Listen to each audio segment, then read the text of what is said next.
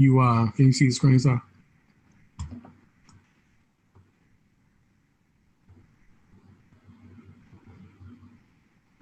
I don't know what's out there, but yeah, I can see it. Okay, on my end. All right. I believe this is the first slide here, if I'm not mistaken. Yeah, the so first slide. Can you see the screen, sir? We're going to the next one. Yes, sir. All right. So, reading this book, we did research on this book like a couple of years back. Found a lot of interesting things about this book. And one of the things being plagiarism. So we're going to jump right into it. Khonsu, if you can press the animation twice, I think. Yes, sir. The press two. All right, cool. All right, so it started out with these two pages right here. And it reads, the Babylon and the folk etymology. And it reads, I'm just going to read a couple of sentences, right? And we are going to go to the source material, and I'll tell you where I found the source material at. All right, so the internal evidence of Genesis 11 suggests that this was not originally a sequel to Genesis 10. The second page, I'm just going to skip over just a little bit. Therefore, Babel could not have been so-called because God confused the tongues of man. The etymology given in the Bible is based on fancy and not fact. So reading this, how would one know if someone plagiarized something or not? One indication is there's no sources or anything in any of this. All right, that's one tip. Second of all, if you do suspect some plagiarism, what you can do is go Google a couple of sentences and see what you find. And that is exactly what I did. So Khonsu, you can press the animation, go on to the next slide, and we see where I got it from. All right, now this is a different book. All right, it reads, in this red box, the internal evidence suggests that Genesis 11, 1 through 9 was not originally a sequel to Genesis 10, but an independent story whose purpose was to provide a diatribe against Babel and Babylon. Press it one more time, Khonsu. Matter of fact, just press it twice.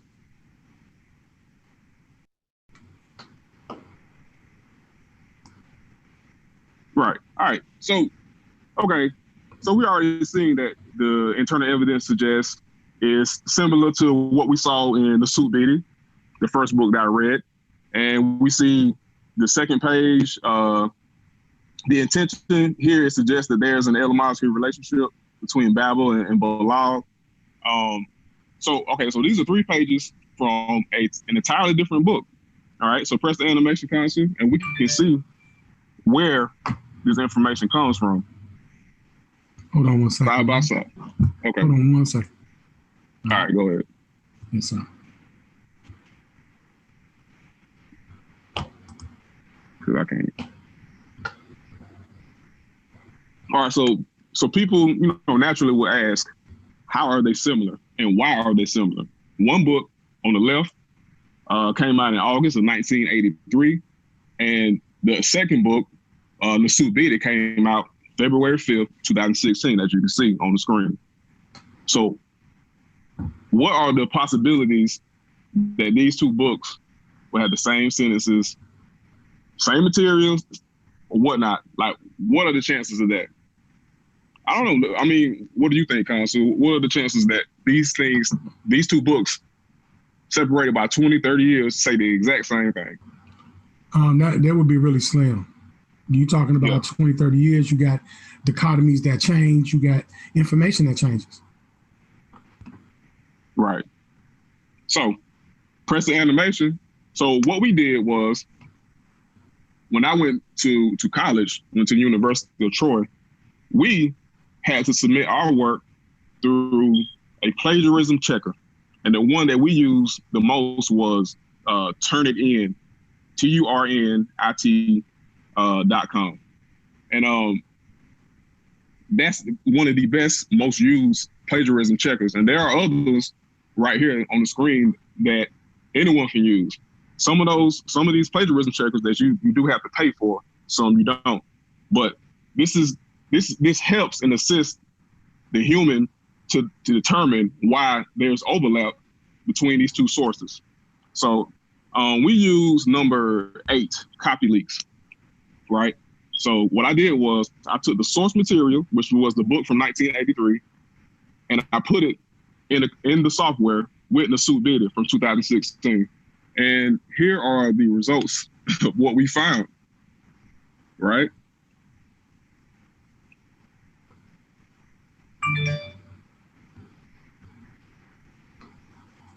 Now, I don't know if everybody at home can see this, but what you see is on the left is the source material again, and on the right is the suit bidding. So what this is saying, the red indicates that it is a word for word copy and paste. Let me repeat that. The red indicates that this is a word for word, Control-C, Control-V, copy and paste, right? The pink suggests that whoever copied the source tried to change a couple of words around to make it not look so obvious. And I think the yellow the yellow indicates that these are synonyms. So what you see is a clear-cut case of copy and paste scholarship from the Amon Ra squad. They go around, they critiquing everyone else's works, everyone else's books. Oh, he's pseudo, don't mess with them, don't look this up, blah, blah, blah. And here, lo and behold, we have a clear-cut copy and paste. Khonsu, you want to add on anything before we move on to the next one? Well, I want to make it abundantly clear that those who are like myself and Joshua, we went at a collegiate level to study and learn these things. This is common knowledge. But see, in the conscious community, the problem is education is frowned upon. So when a black man, we look at people like Malcolm X, and those are geniuses. We look at John Henry Clark. These people weren't necessarily inclined in traditional education, but they had a gift, and they were called autodidacts. So now we have these new schoolers that are my age that don't respect the elders in absolutely amazing work that a James Smalls or a Malcolm X or someone of that caliber went through.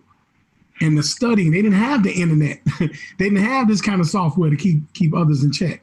So now that we have this going on, now it's time to hold people to the fire to really study and really comprehend what they're professing and propagating out to the people. So everybody, I want you to kind of take this in, because this is the level of education that we're dealing with today. This is what we're dealing with in 2020. You just can't throw something out there and expect us not to critique it, because our forefathers and our elders gave us the ability to do this. And that's why we're always going to honor and respect our elders. We're not going to ever turn our back on them. We're going to add to their work. And this is how we do that. Go ahead, Brother John. Right on, bro. All right, so that right there, that's the link to the original report. All right, so we can go to the next slide. So the next slide is, what I did was I took what you guys just saw, right, which is clear-cut plagiarism. But what I did was I took it and I went around and I asked different scholars their opinion.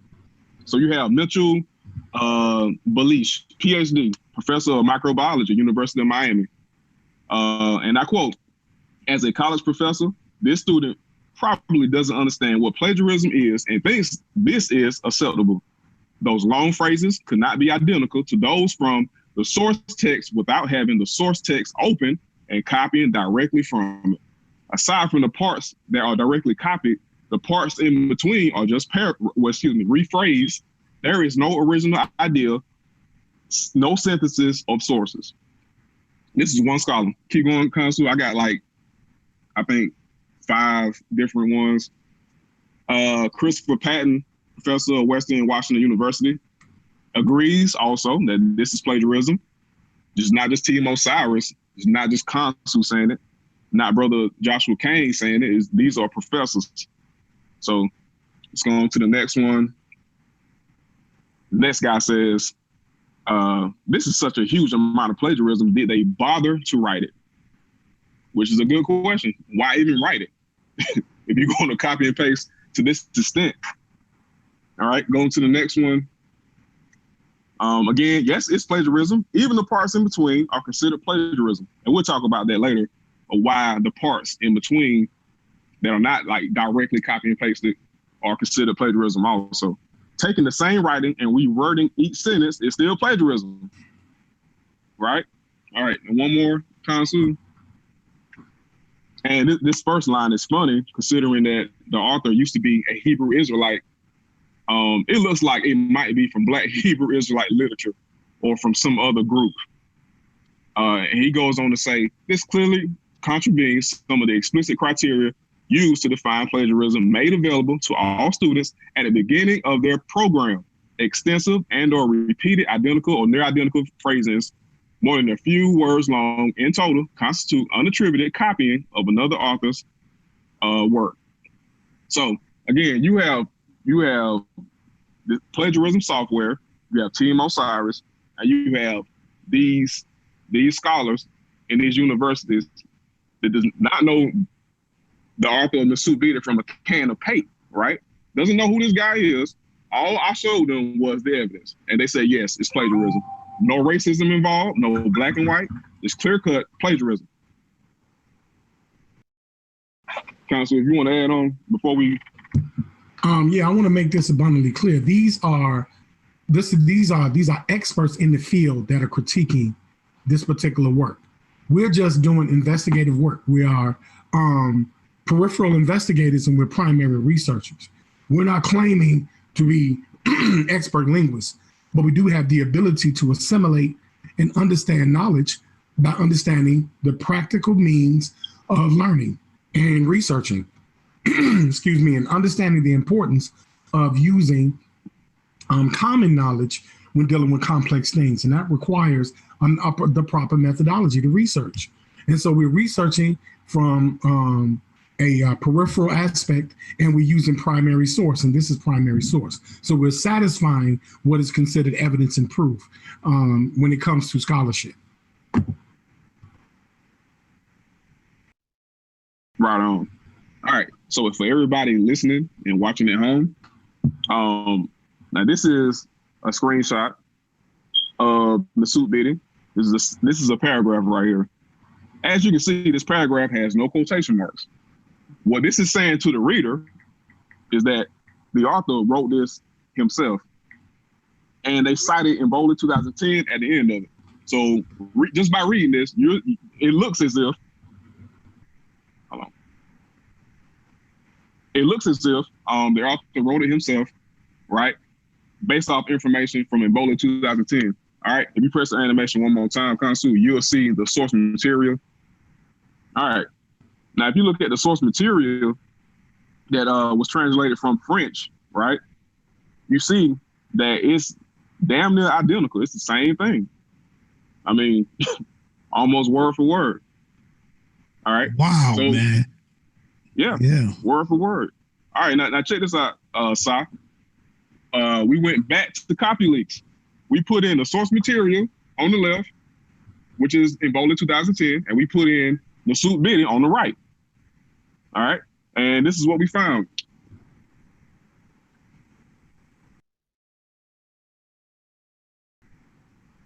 Now that's a lot of red right there. A little too much.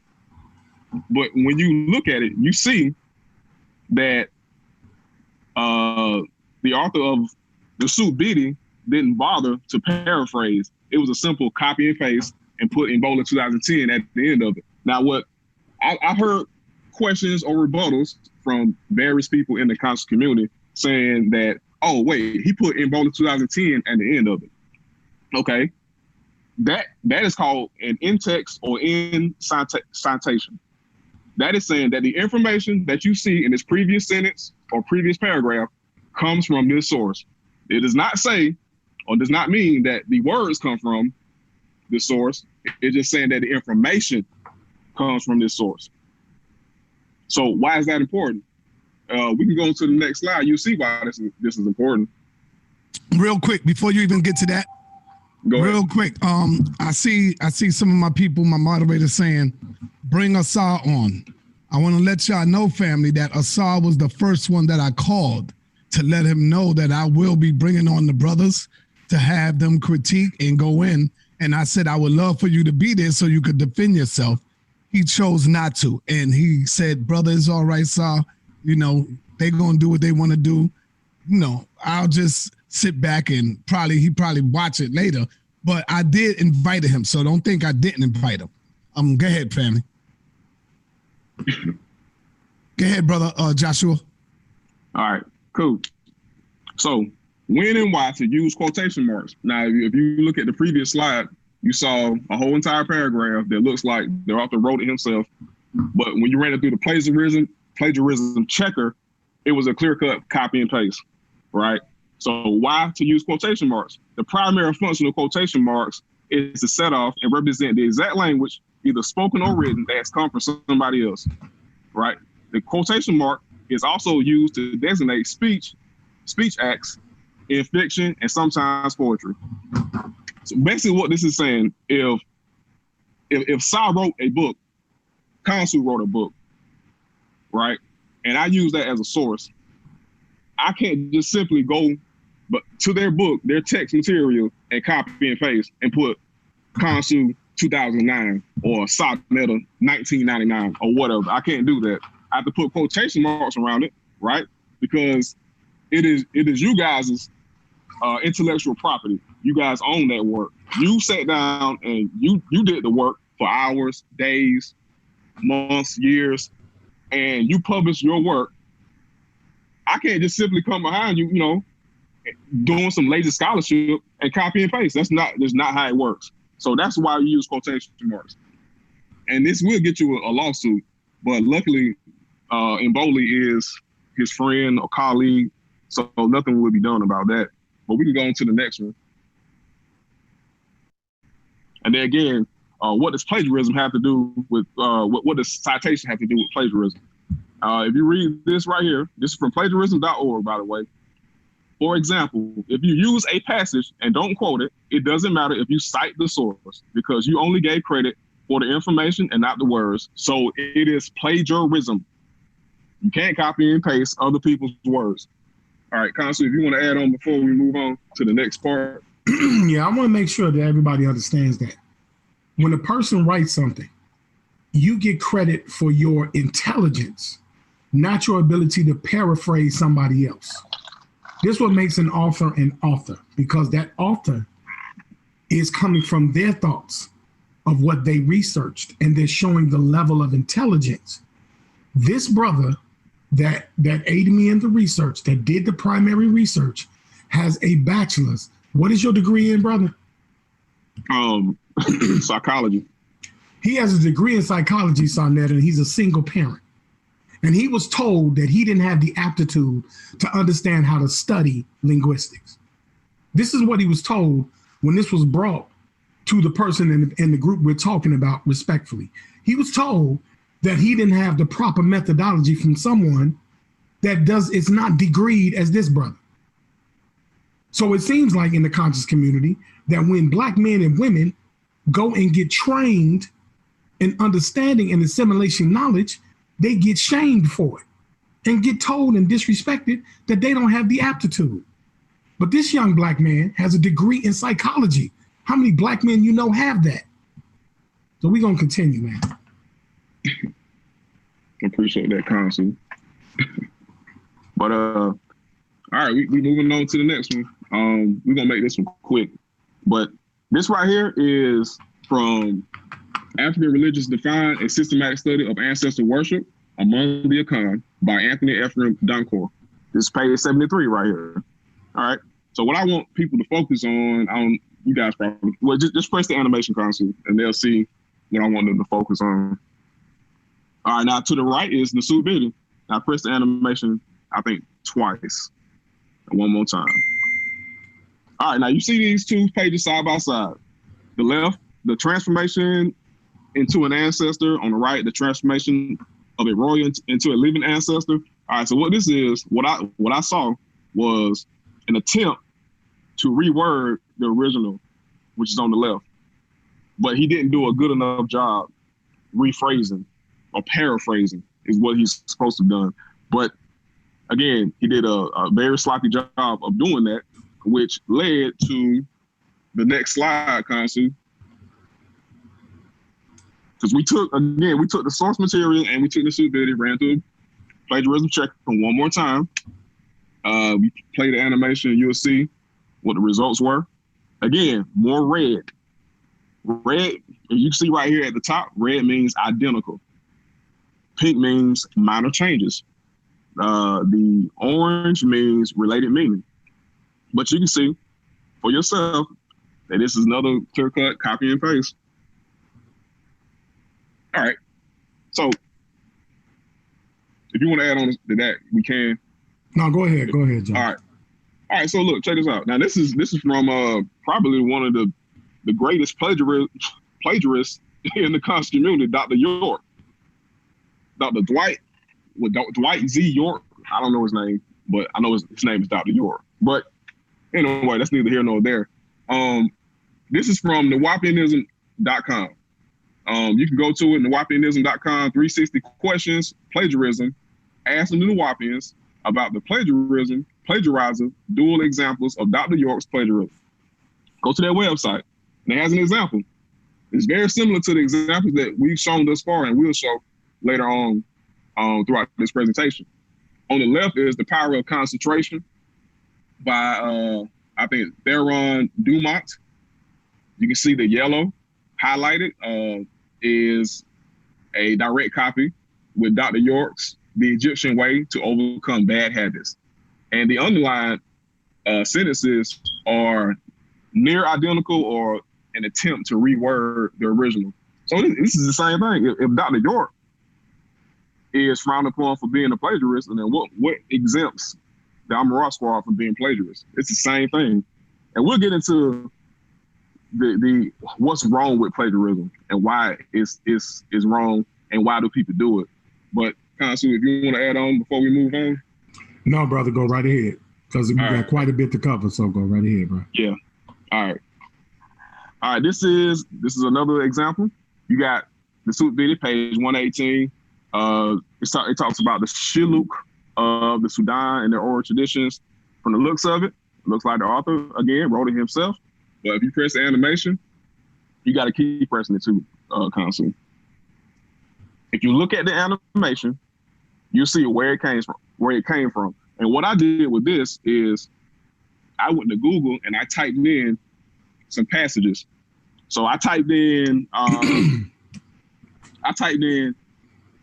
me see, the Duwak, their homeland was the end or the foot of the earth or the head, and near the Great Lakes of Central Africa. I typed that in, and this is what came up on Google. African Worlds, page 145 to 146. All right, and going to the next one. So if you need, everybody watching at home, if you need an example of what paraphrasing is, how to avoid plagiarism, these are very good videos that I recommend you go watch. Just don't take my word for it, because, I mean, I know what plagiarism is. I know what paraphrase is. I know what research is. But I can't see the chat right now. I guarantee you there's somebody saying, well, it's not plagiarism, or you cited this or whatnot. I can't see the chat right now, but I guarantee you there's somebody that needs to watch these two videos right here. Now, here's the interactive part of the presentation. If you want to interact at home, you know what I'm saying, you can. Whatever, doesn't matter. But if you are watching at home and you want to interact a little bit, type this into Google. Type in, as the story goes, Ilunga Mbili left his kingdom, which is generally believed to be east of Lake Tanganyika. Type that in, or you can type in, today he is claimed as an ancestor and civilizing hero by different kingdoms and chiefdoms by both Kasai provinces and Katanga province of the Democratic Republic of Congo. It don't matter, just type something in on this page. And this is what'll come up. Is it a book? Is it a encyclopedia? Nah, it's Wikipedia. which is a free encyclopedia. Yeah, Wiki. Yep. Somebody out there paid $30-something for a book with Wikipedia pages in it, like straight up copy and paste. Now, again, we took this Wikipedia page, Ilunga and Billy, put it in copy leaks, and we put in the suit video beside it, ran through the copy leaks. This is what we found. Even though we don't need copy leaks for that, we can clearly see that that's a clear cut, like more copy and paste. But you press the animation console, yeah. I mean, there it is again, like more red, red everywhere. I mean, that's more copy and paste. And press it again so they can see one more time. All right, yeah, there we go. I mean, there's nothing else to say. Like, I mean, it's copy and paste. All right, so now there's more evidence or more examples of plagiarism from Wiki, but what I did was just make sure I'm not tripping, make sure that Copy Leaks is not tripping, make sure Khonsu is not tripping. What I did was I put what I found in an email and I sent it to some administrators on Wikipedia, right? Hold on 1 second right there. Did you hear that, Saul? We went to the administrators of Wikipedia. This is how you vet information. We went to the primary source. This ain't just no gossip. Every time somebody go on the Wikipedia, these are the people you reach out to. But go ahead, Brother John. Yeah. Yeah. So we went to the administrators of Wikipedia and asked them their opinion. Not my opinion, not Khonsu's opinion, not Team Osiris's opinion. I just wanted, to see, am I tripping or what? But this is what we found. Well, this is what they said. All right, they said, thanks. Well, dear J.Cain, thanks for emailing us. I did a quick check and confirmed that the content in his book existed on Wikipedia prior to the book being published. So he is definitely the person at fault here. The Wikimedia Foundation does not actively take legal action against people who use content on Wikimedia projects without adhering to the license. It is the right of the people who hold the copyright, in this case, the people who created the content he copied, to take action if they want to. As that is doubtful, probably the only possibility of repercussion arising from these copyright violations is to publicize it and contact whatever academic institution he is associated with, if he is. Yours sincerely, Chris Gates. All right. So wow, that's Wikipedia saying, your boy is tripping. That's Wikipedia saying that. Now, Wikipedia is a free encyclopedia online, right? You can use Wikipedia, but you at least have to cite it. You can't just copy and paste whole pages from Wikipedia, put it in the book, put a price tag on it, and put it in the market. Can't do that. But yeah, that's Wikipedia right there. So Khonsu, why would people plagiarize? Why? Sa, anybody can answer that if you want to. Like, why would somebody plagiarize? Well, I would say you're plagiarizing for notoriety or you're plagiarizing for money. Those are the first things I would think of. Yeah. And the number one reason, drawing up this graphic right here is they are lazy. The first one says they are bone idols, meaning that they are lazy because writing a book is hard work. Hell, writing an article takes a lot of time, especially if you want to submit it to a journal or whatnot. Like anyone that's ever went to college understands how hard it is to write and use information in your own words. That's hard. Imagine writing a 300-page paper or book or a 600-page book. So the main reason why people plagiarize is because it's too much work. I'd rather just copy and paste it and just turn it in or publish it and get it over with. It's much, much easier than to, do the work yourself. just like steroids, it's like a performance enhancer drug in sports. It's a way to cut corners, you know what I'm saying? But yeah, that's number one. Number two, like you said, Khonsu, they want to attain fame, notoriety. Yeah, I think those three are the main ones: money, fame, notoriety, and being lazy. You know what I'm saying? We can go on to the next one. All right. So, hey, you know what? Some people probably in the chat again saying that, you know, plagiarism is not a big deal. You know, not a big deal. He just so what, he copied and pasted some couple of sentences here and there, you know what I'm saying, a couple of paragraphs. No big deal. But in academia, the place where these guys claim that they participate or interact with academia, right? It's a no-no. Get you a lawsuit, get you fired, suspended, excommunicated, all type of stuff. Right here is a book, The Tropical Dry Deciduous Forest, Research Trends and Emerging Features. Now, this book was on the market on Springer, I think, .com for sale. Somebody that was reading it, like Team Osiris, you know, they found some overlap, right, or plagiarism within this text.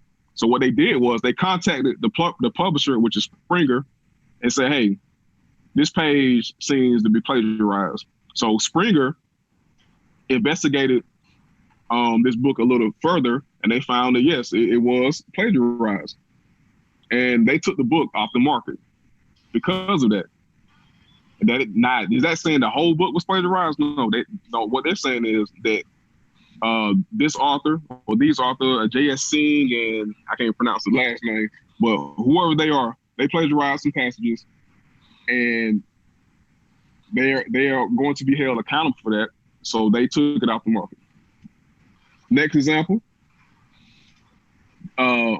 Michigan State University museum director suspended following a plagiarism and research misconduct probe. I think this guy was using his colleagues' work and not giving the proper credit. The guy on the right is an Arizona State University professor, placed on leave. I think he eventually got fired. This brother was making, I think, $100,000 a year, $200,000 a year. And he got caught not once, not twice, but 3 times plagiarizing. Right? And then I think the third time he got caught plagiarizing some presentation from a police department or something like that.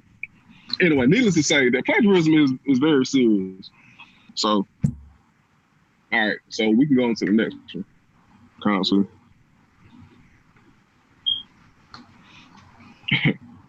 All right, so now this is the brand new book that just came out in 2020. So we just did the Suit Biddy, some examples of the Suit Biddy, came out in 2016. Now we're doing Illusion Volume 2. It just came out in January of this year. All right, so let's just press the animation. Again, I don't know if you guys can see that, but just keep pressing the animation, Khonsu. All right, so it's an article titled Middle to Late Holocene, Paleoclimatic Change, blah, blah, blah. That's the name of the article that he's discussing right here on this page. Press the animation, bro.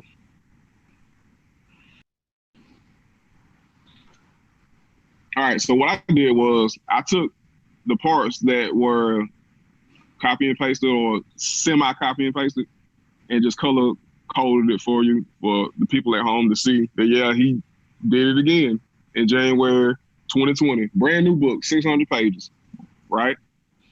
All right. You just keep on pressing the animation.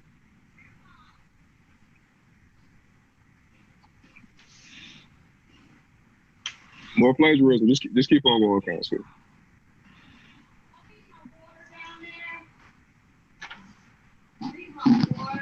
All right. So this article, right? This guy is named Cohen Boston, right? So again, you know, with Team Osiris, when we say something, they just hating. They don't know what they're talking about. They're not linguists, blah, blah, blah. So what I did was I took this page right here from Illusion Volume 2, and I sent it to the person that he cited right here, Cohen Boston, right? I took this one page and showed him this page. I was like, yo, check this out. Now, this is your article, and this guy wrote something pertaining to your article and tried to build his argument for these languages or whatnot, African migration patterns, blah, blah, blah. All right. So he emailed me back, and this is what he said.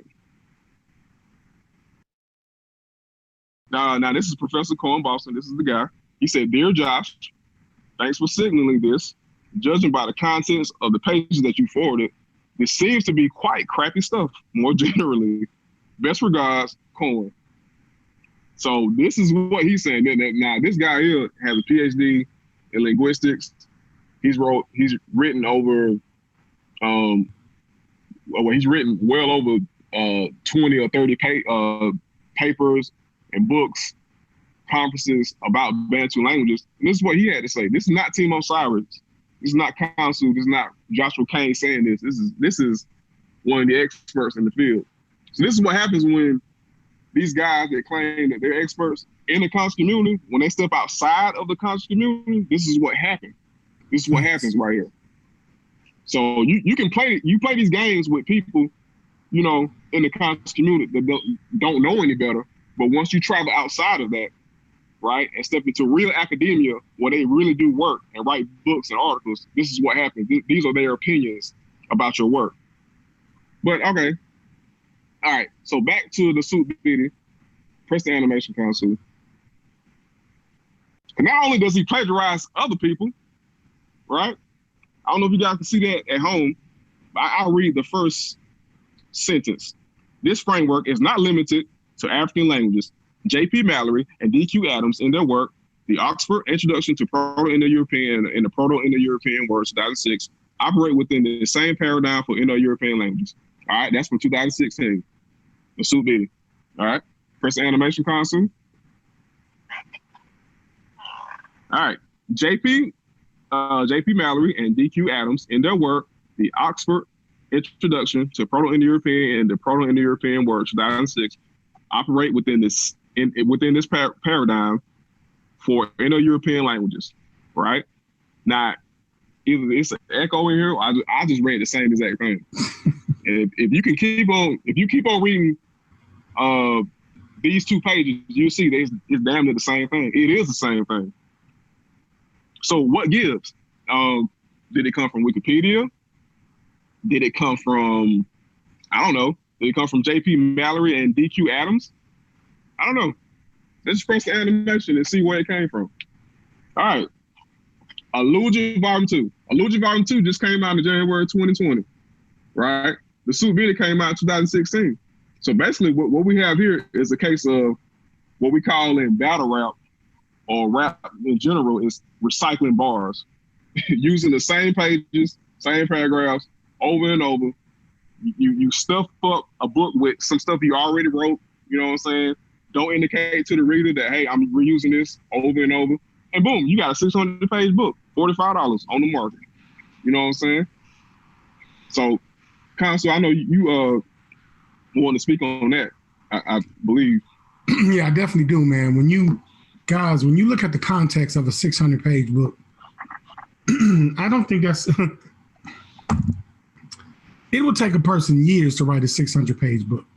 And the art of writing book writing is marketing. You have to typeset the book properly. That means you need an editor. That editor has to select the type of font and typesetting and how you're going to block the book in order to get the proper pages of the book. So this is, and if you look at the format of the page, if you look at the way the paragraphs are separated, and you look at the one on the right, and you look at the one on the left, clearly you see extra spacing in order to create extra pages. Now, when a book has extra pages, it warrants an extra price. And this is intentional, and you have to know that when you're dealing in the art of marketing books. It's the same way of marketing anything else. So when these things are done, it's done without the tutelage of a proper editor and publishing company that would have warned against that. Because this kind of work should not have produced 600 pages of work. The topic and the subject matter does not warrant 600 pages of work. That's almost the size of the Holy Bible. It doesn't require 600 pages to elaborate on this information. Go ahead, Brother Johnson.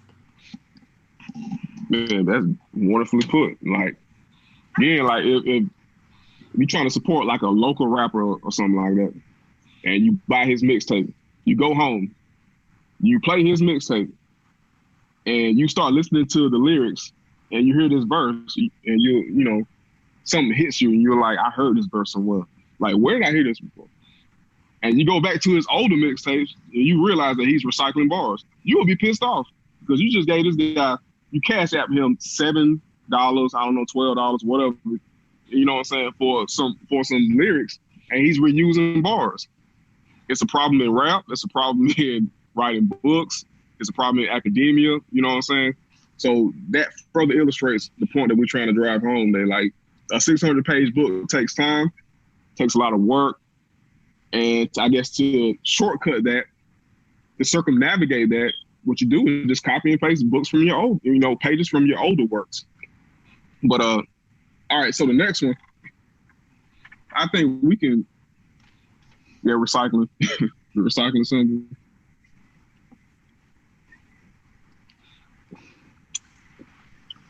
All right, Khonsu, we can skip the next one.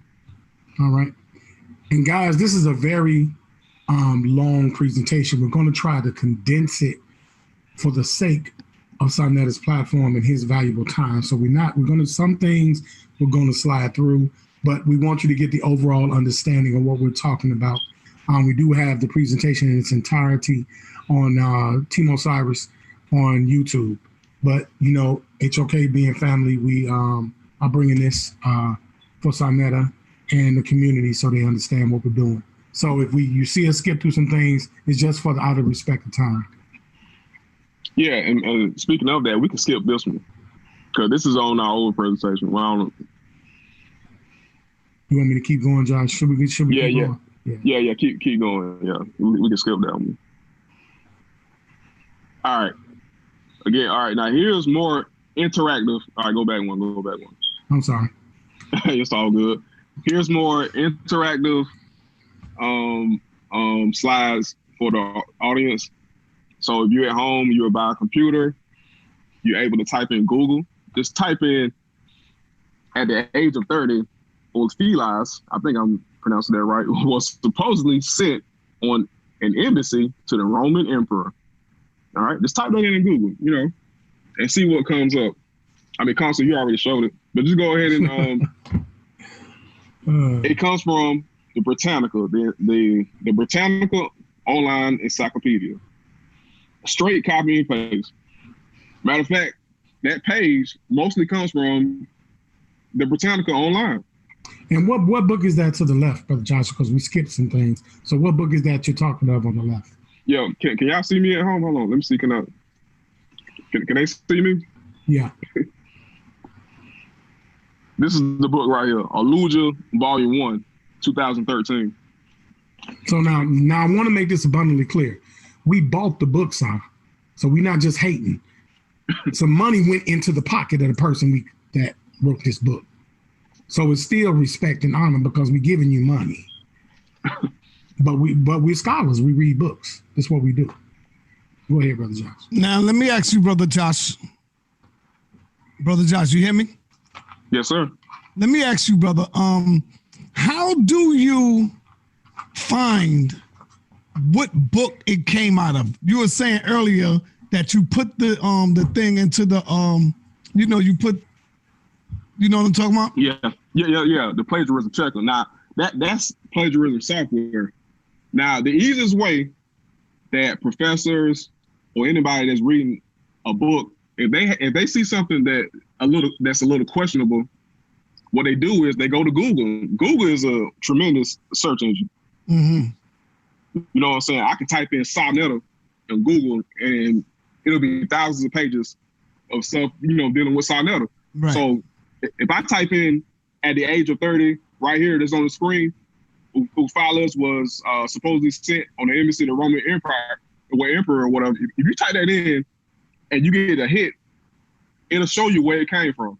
And what I did was I put it side by side with this page from I think it's page, I forgot the name of the page, what number of the page. But if you put it side by side, again, you'll see that it's it comes directly from the Britannica online. Now, this is not his information.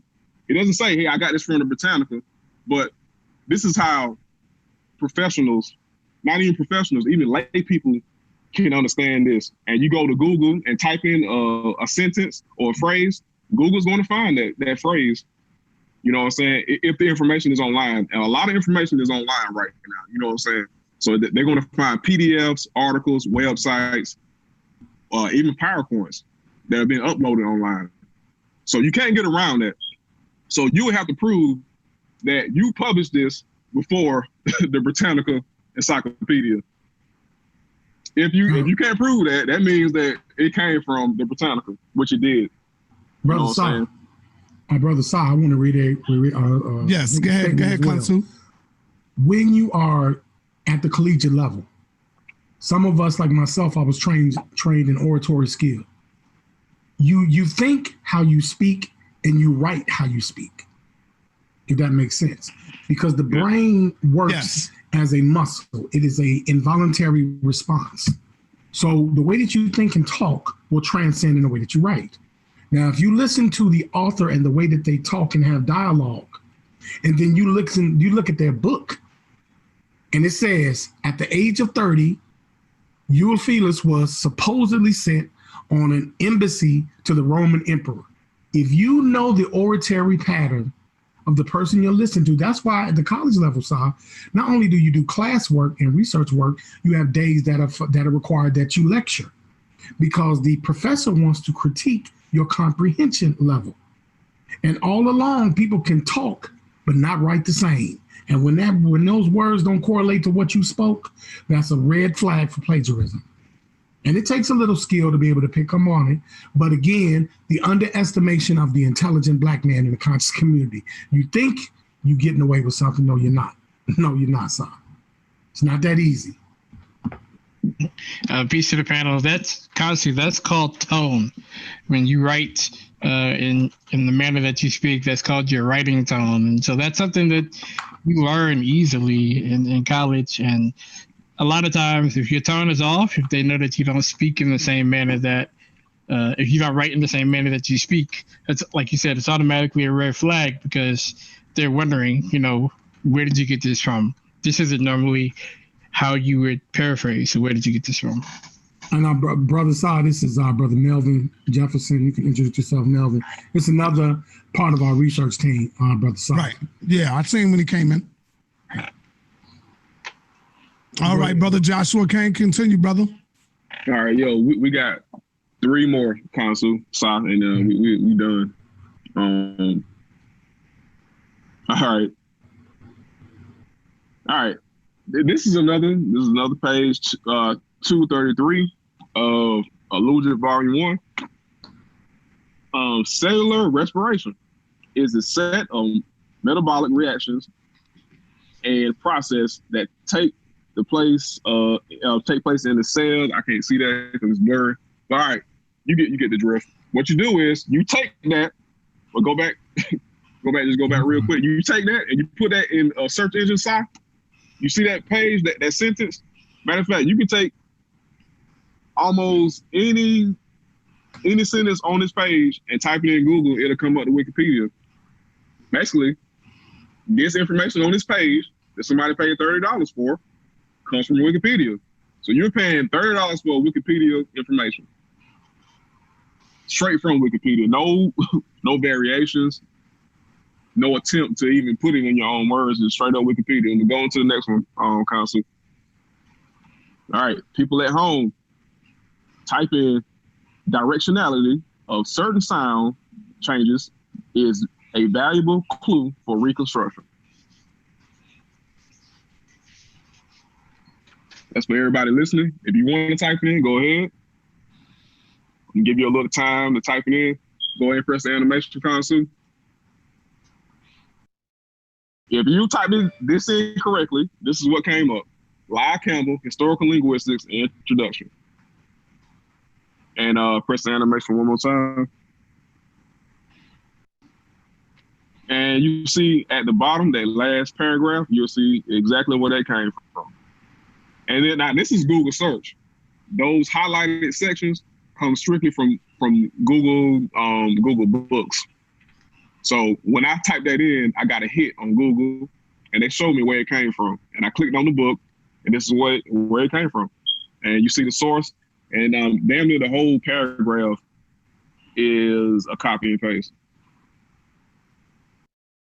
And I think we got, go to the next one. I think we can skip that one. We can skip that one. I want to skip it. All right. Something I want to add real quickly, Sarnetta. The main reason why a lot of it's just easily detectable by us is because a lot of the sources where we find that plagiarism was done from, we actually have these books in our own libraries. So when we see a phrase that sounds familiar, we'll go look up the source, and then we actually see, oh, I got this on my shelf. Let me go pull this off and read through it and find the actual source. So a lot of these books where the plagiarism is done from, we actually have them. So that's what makes it even worse, is that when you find out that, you purchased a book that, copied this material from another book that you already have. And so it just makes so much sense. Got you. Okay, go ahead, Josh. All right, this is now this one, I just do this out there because I thought it was a little funny. But go ahead and press the animation, Khonsu. Y'all get ready because we're gonna open up the phone line for questions. If y'all have questions, write your questions down. All right. This last sentence, again, everybody watching at home, type this in. Language is the oldest living witness to history. It sounds simple, you know what I'm saying? It doesn't sound like much. Just type it in. Now, Khonsu, well, stop, check this out. Look where this came from.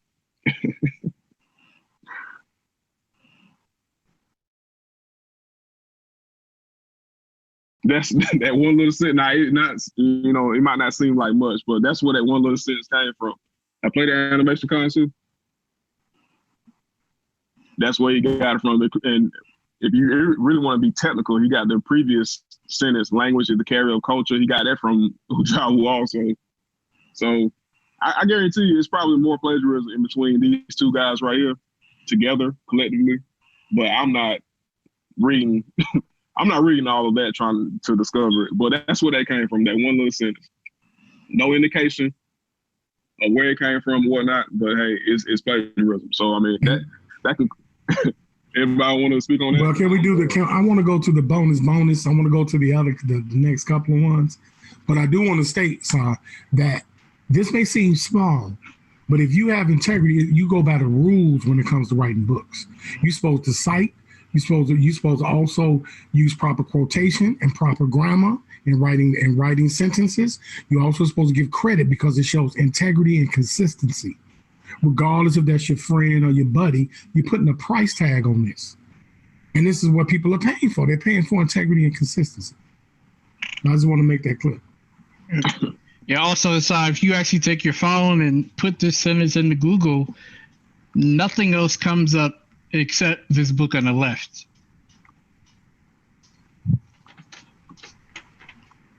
Okay, Josh, isn't it one more? Okay. Yes. No, that's it. Okay, gotcha. I'll be right back. All right, sir. We'll turn it back over to you. Brother Khonsu, can you see if Ngozi ready to come in? Ngozi? Or he probably still at work? Yeah, I'll check. I'll do that. Okay. So family, man, you already see what they laid down. Man, powerful stuff, man. I don't know. Asar got some explaining to do. I'll give him a call again and see if he would like to come on again and break this stuff down, man. I'll see. Because I like to give brothers a shot, give them an opportunity. But you made a quote earlier, Joshua Cain, and you said you spoke to one of the brothers from the Army Raw Squad, and they said that they're not going to try to do what? What was the quote you said? Brother Josh? Yeah, I'm here. Yeah, what did you say? You said you spoke to Uncle, one of them? Now I didn't speak directly to Unc, but Unc let somebody that I know that they're not going to be responding because they can't respond to it because it's they caught. Like it's no explanation for this. Like you can't explain away plagiarism. You can't explain it away. There's no explanation. And on top of these books been out for 7, 4, and a couple of months now. But these books been out for years. There's never been a, hey, I forgot to do this. No, we haven't heard any explanation thus far. So at this point, just take your losses and go home. You know what I'm saying? But yes, Aunt did let somebody know that I know that he's not going to respond, or they're not going to respond. Well, I know because I spoke to Shaka Shaka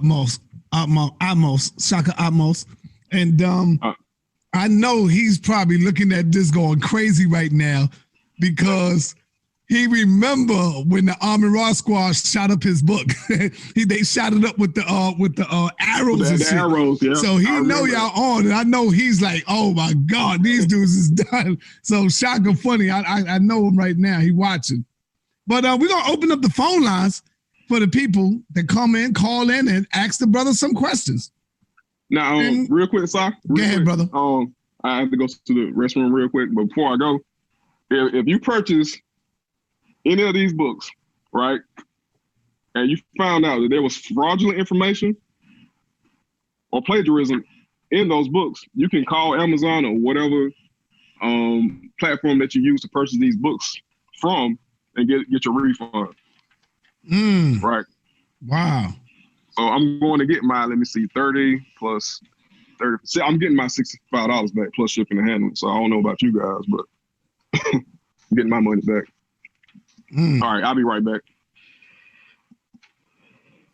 All right, brother Khonsu, you can speak while we waiting on the callers to call in. Oh, hold on, we got one. Peace and Black Power family. What's your name and where you calling from? What's going on, sir? This is Eli calling from Norfolk, Virginia. All right, what's going on with you, brother? Hey, what's going on? If it's okay, and first of all, let me say that was a powerful presentation. I just want to make a brief statement, if that's okay. Yes, go ahead, brother. Now, everybody, y'all know damn well if it was Wesley Muhammad that did that plagiarism, y'all would be tearing his ass up. That's true. I agree. If it was Brother Tazariak that wrote a book and it came up with all those errors, y'all would be tearing his ass up. Because for too long, we got the conscious police department. Everybody's wrong. Louis Farrakhan is wrong. John Henry Clark is wrong. French Crest Weston is wrong. And the Amara Squad got everything right. Everybody's right. Garfield's right. You got to follow them. And anybody outside of them is wrong, right? That's what they've been saying this whole time, right there, right? That's what they've been saying. So all these people in the chat, what's this about? This is petty. This is no.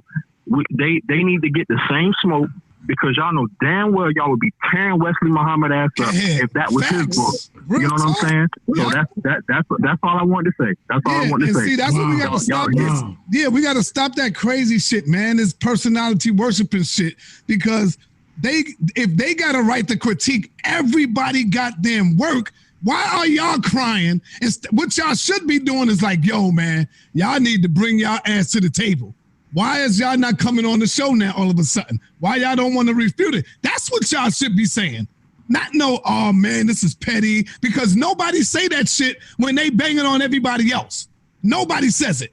It's all good, it's all laughter, it's all jokes. But see, if we really want the growth and we want the information, you got to take it for what it's worth, man. Everybody get that damn smoke. And to my brother Garfield, shout out to you, Garfield. And I'm glad your book ain't come out yet, brother Garfield.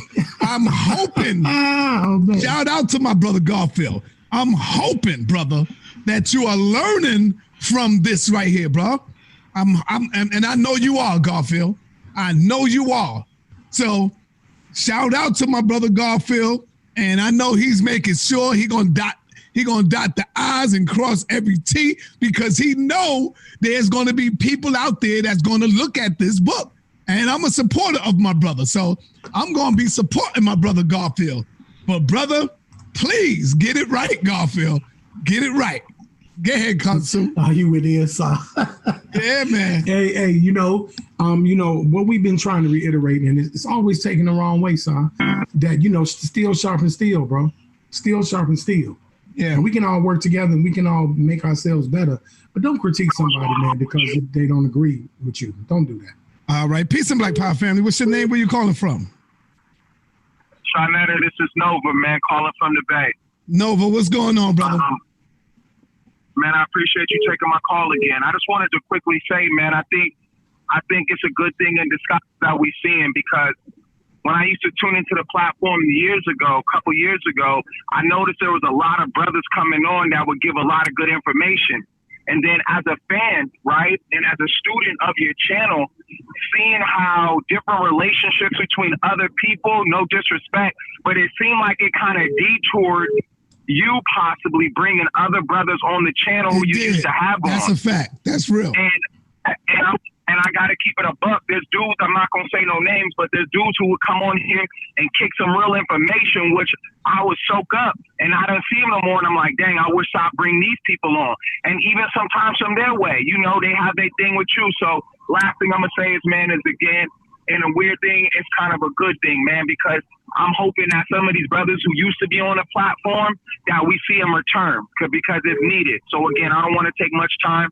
I appreciate you whenever you do take my call, man. Keep doing your thing. Sorry. Peace. Thank you, brother. Call from.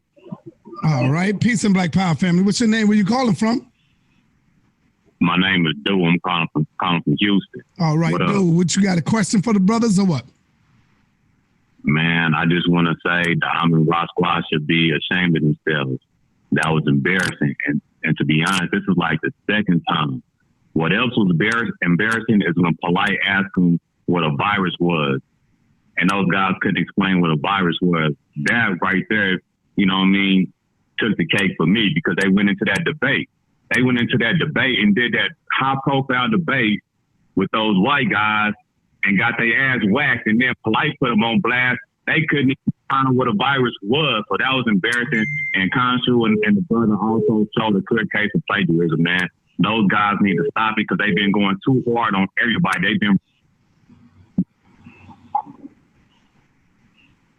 confusing. So I just want to say those guys should be ashamed of themselves, and they need to cut it out. Straight up. All right. Thanks, brother. Appreciate that.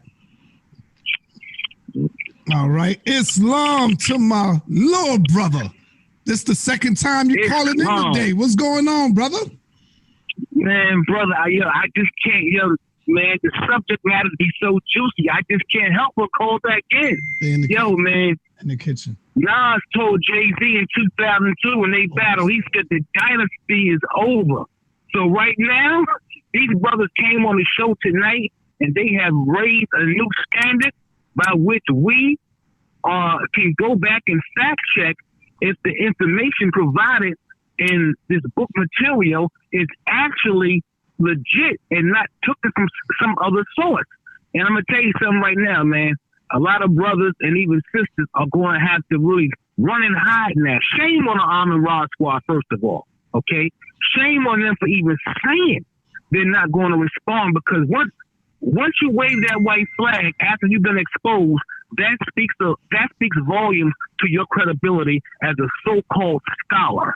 So a lot of brothers who put out books, and I'm not trying to be funny, Zion Lex, he put out a couple of books, Polite, a lot of brothers are now going to get busted. I trust that Zion Lex is doing the right thing with his material. Brother Polite, it's the well-known fact over the years, Polite did copy and paste a lot of things.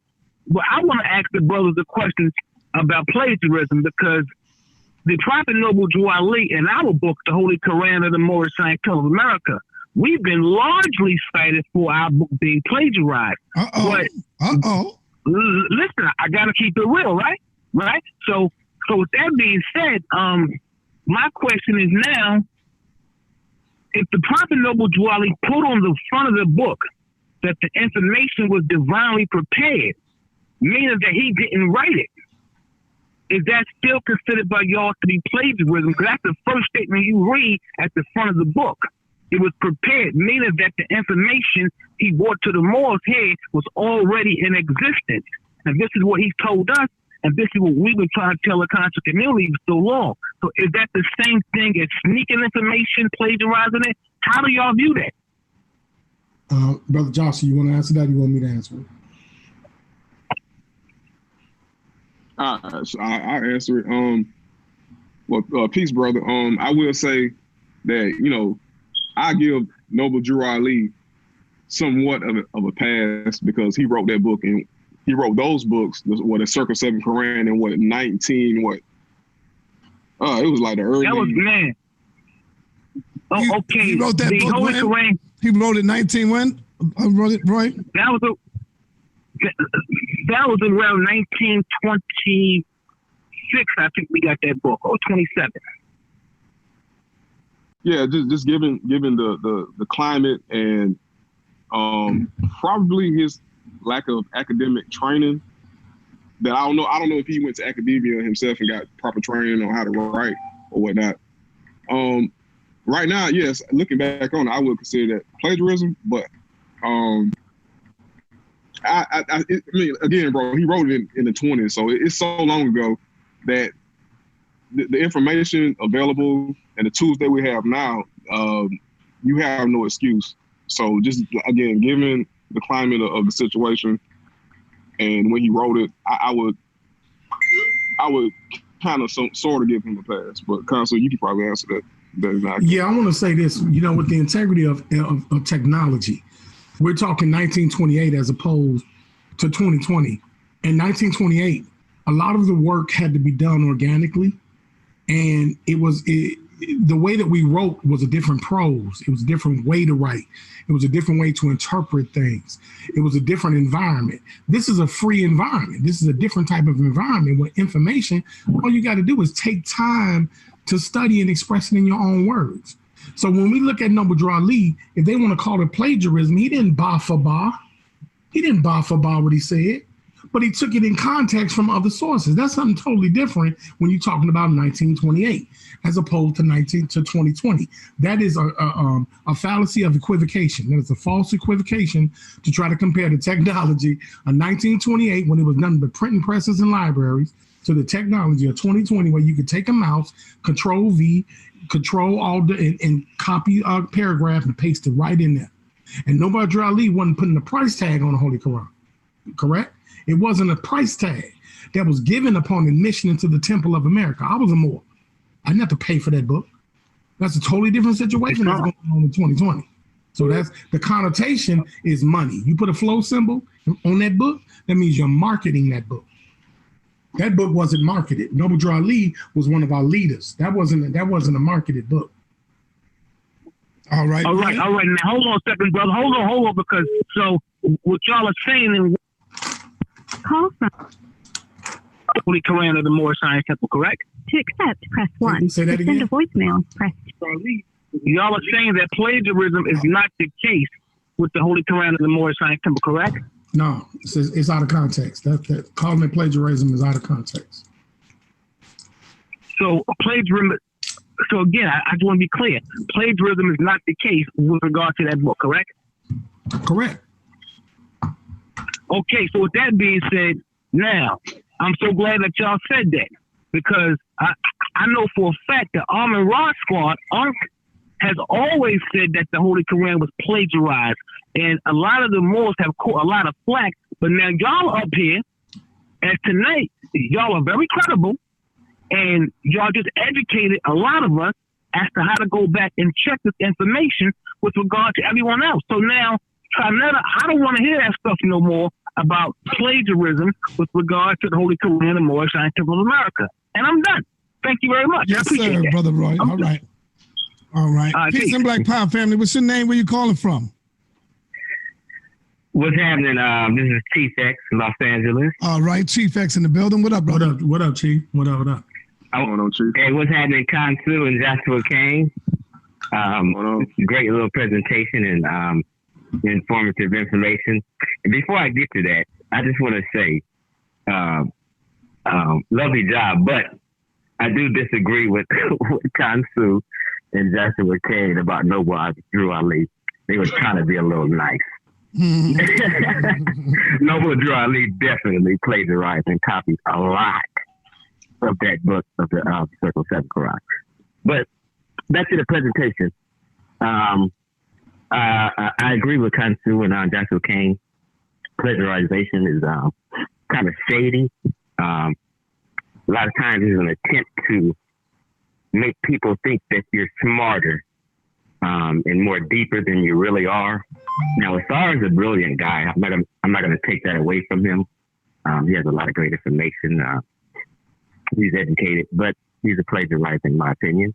And also, besides plagiarism, most linguistics in the field of academia consider Asar's linguistics pseudo-linguistics. Sorry, Ngozi's calling you, by the way. Joshua Cain and Khonsu also agrees with me that it's pseudo-linguistic. Hold on for 1 minute, Chief X. Brother Ngozi, would you like the link so you could come in with us? Ngozi, you there?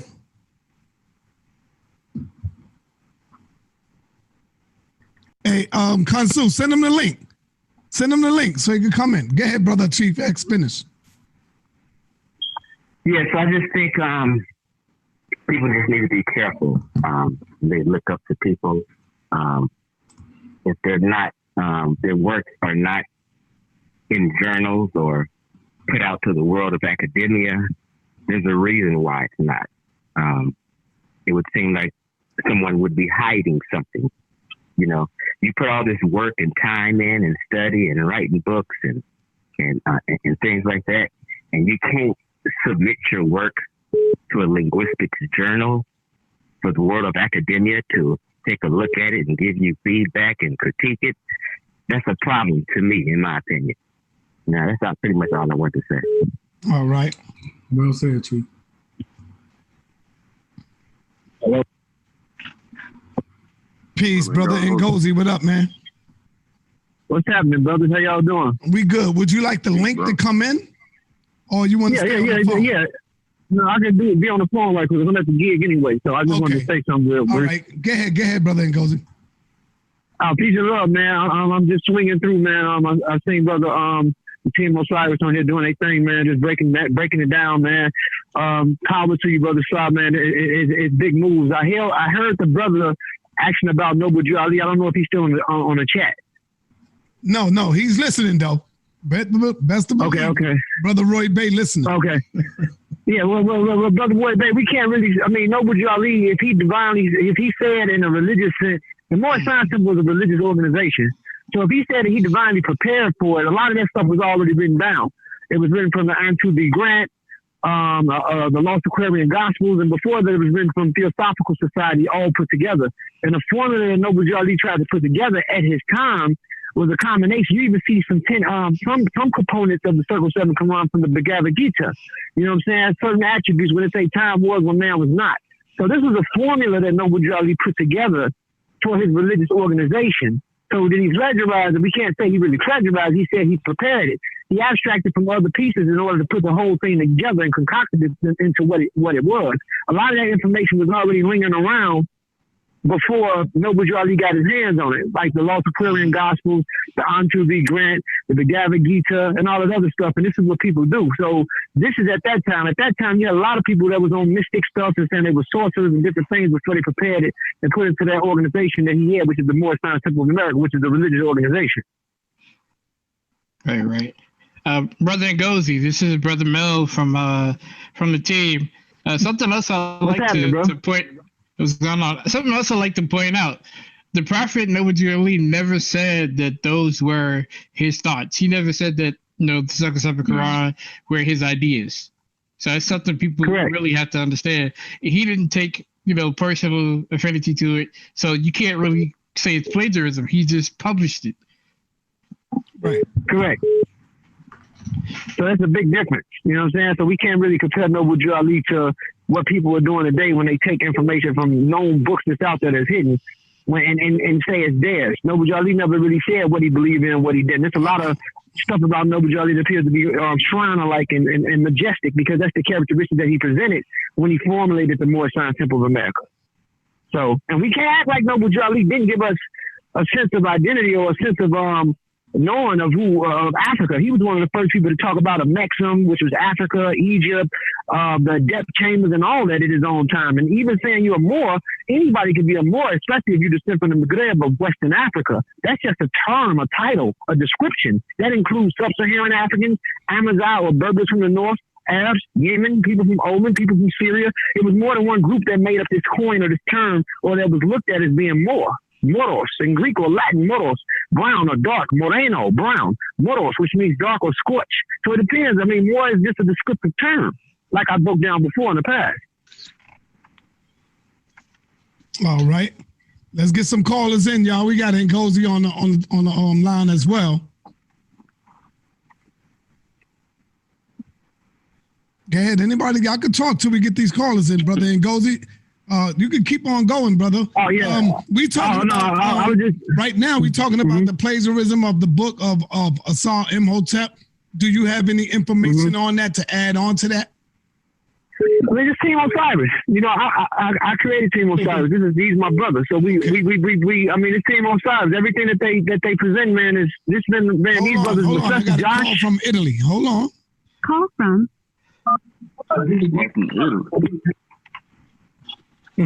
All right, peace and black power. Peace and black power. What's your name? Where you calling from?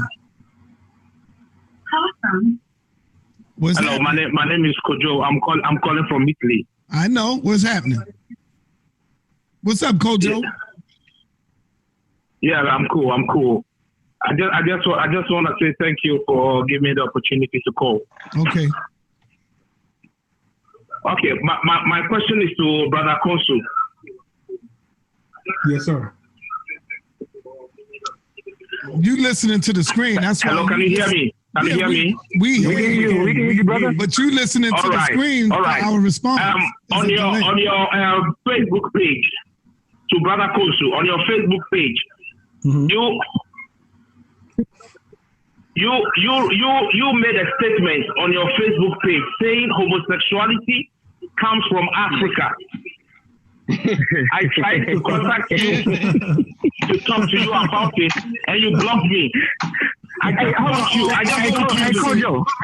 Kojo, let me answer it for you. This is Ngozi. I'm the founder of the Team Osiris. I'll answer that for you if you want me to. Can I answer that for you? Go ahead, brother. Hey, Ngozi, be careful, brother. I never heard this one, man. Oh, man. It's the first time. No. I just want to say this. Homo sapiens sapien is the first. Homo sapiens sapien is the first species. I mean, the first type of Homo sapien man.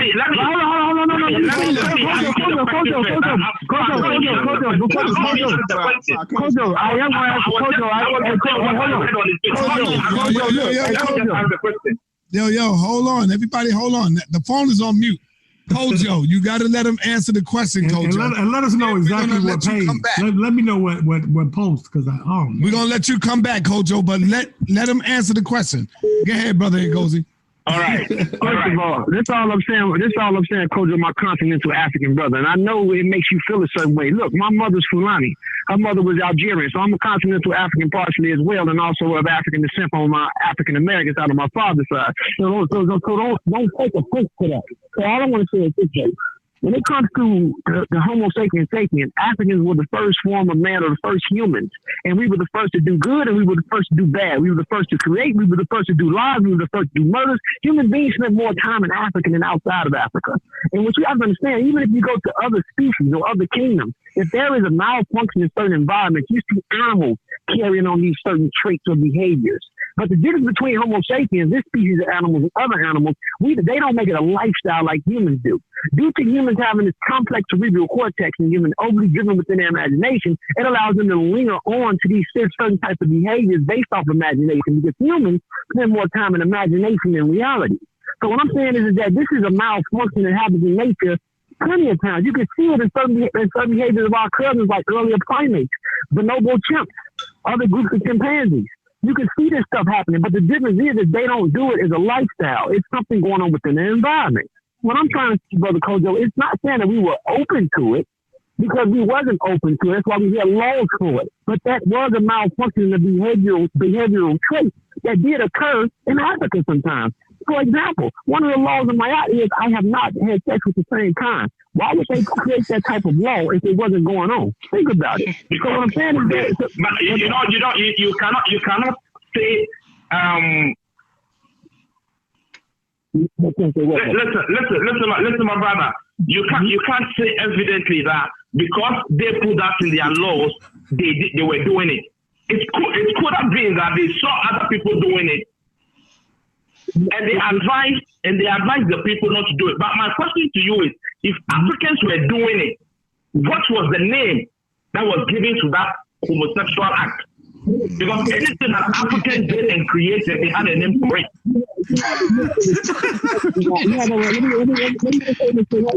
Your phone is muffling, Ngozi. Ngozi, your phone is muffled. Your phone muffled. I'm right here. All right, go ahead, brother. Ngozi. See, that's why you should have got the link, Ngozi. You would have been clearer. Yeah. Go ahead, Kojo. Go ahead, Kojo. Could you hear me? Yes, we hear you. Okay, what I'm saying is you got over 51 countries in Africa. In Nigeria, they speak over 500 languages. The main three languages is Yoruba, Igbo, and Hausa, right? So when you deal with the continent, when you say what was the word for it, everybody had a word for it in their own way. They probably didn't call it gay or homo, which means same and sexuality, which is they didn't call it that. They had their own word for it. We don't. That's crazy to say what they called it directly. You know, literally even with the Bantu dialect stretching from Cameroon all the way through Angola, it's over 23 stratums of Bantu, which means people, within that language family of the later spectrum of Niger-Congo language family. So what I'm saying is that your phone went dead, Ngozi. What I'm saying is, you're not answering my question, though. You're not answering my question because when you're talking about history, you cannot use words like it might have been or maybe it was. No, you can't. When you're talking about history, you need to say the thing how it was.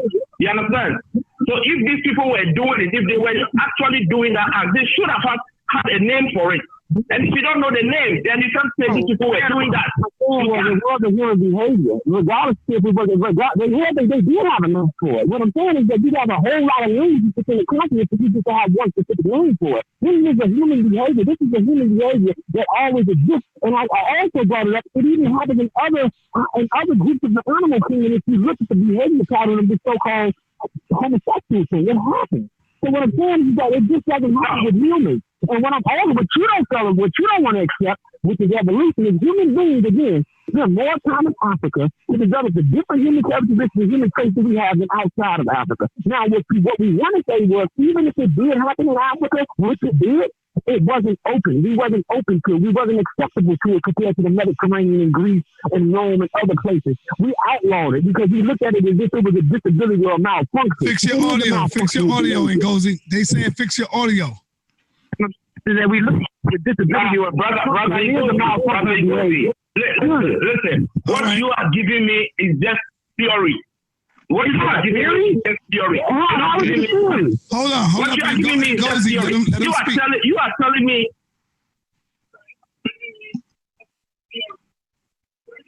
All right, y'all phone is messing up. I'm right here, sir. Coach, your phone messing up, brother. What I'm trying to say is, the thing about our continental brothers, they don't want to accept they fucking music. Your phone muffled. Your phone muffled. Ngozi, your phone is real muffled, bro. The thing is about our continental brothers, they don't want to accept their fucking unit. A lot of black people don't want to accept their fucking unit. They want to be some South people. Ngozi, we can't hear you. We can't hear you clear. Y'all phone is. Bro. That's why you should have came in. You should have came in. I sent the link to your phone. Yeah. All I'm saying is that the thing about continental Africans and blacks and different groups of blacks or whatever, they don't want to accept it. All right. I just want to hang up so you can answer the question. But I would like Brother Khonsu to address it as well, because I know I came in a bit harsh because I've been trying to speak with him on Facebook and he has blocked me. You understand? So I would just like to apologize for maybe the way I came in, but then it's all good. Peace and love to you all. All right, peace, brother. Peace, Yeah, and Goldie, you got the link in Goldie, but you might get a backlash on this one in Goldie, but as I'm listening to you, I'm like, damn, you might be a little halfway right. You know what I'm saying? Because we always said, and we always taught that homosexuality come out of Greek culture. No. Greek. Y'all saying nah? The thing is, this is the thing, so let me just say this. They were open to it. They was acceptable to it. We wasn't open or acceptable to it because we looked at it as if it was a malfunction. It was some type of behavioral pattern that was a disorder to us, so we rejected it. But when you went into the Mediterranean of Greece and Rome and certain parts of Europe or even Asia, they was acceptable to it. Oh man, and Goldie, I got Captain Tazariak in the building. And I wish he wouldn't have heard this shit because he's going to be going crazy with this. I want to say something. Can I say something? Can I say something? Because this brother directed the question towards me. Hold on. Let me just say this, I'm just saying this 1 second. You can't get upset because the Canaanites were open to it. Even before the Hebrews were nothing but a group of Canaanites and Souths that came together to form an Israelite faith. That was open in the middle, in the Levant or in the Lebanese area. They did that openly before the Hebrews came and realized themselves. All Hebrews are nothing but Souths and Canaanites who came together and formed a religious system for themselves. That's all they did. They're the same people. Okay. All right. Khonsu, go ahead, brother. Well, first of all, if you're gonna put my name in something accusatory and said I block you, man, I don't even know you. That's the first thing. I don't even remember blocking you. I probably did because of the way you dress me now. First off, show the evidence of what you're talking about. If you called all the way from Italy, you would have took the time to pull the article up that you're talking about. Second is called Isinukmo from South Africa and Zimbabwe. And they refer to homosexuals because they deal in homosexuality in Zimbabwe and South Africa. And that's just one group. And that's Isi and Nkompo, okay? And that's already registered and spoken of. And human beings display homosexuality. This isn't anything to be defensive about. This has nothing to be, human nature is human nature. But when you make accusations like this, and this just justifies what we talk about in plagiarism, sir, bring primary evidence, go to the source and then bring me the source so I can assimilate. I'm not going to play ring around the rosy with somebody who don't even say that I blocked them. I don't even know who this is. This ain't the time to be playing no kind of game. It ain't time for personality attacks and personality worship. This is the last place for that. That's Come with something concrete, man. Quit chasing clout. That's clout chasing, man. I'll say one thing because I don't want this to distract us from the topic. Yes, but there are words in Yoruba. There's words in Hausa that specify the homosexual activity. In Hausa, there's a word yen daudu that specifically means effeminate men who are wives of men. But you should even bless him with that information.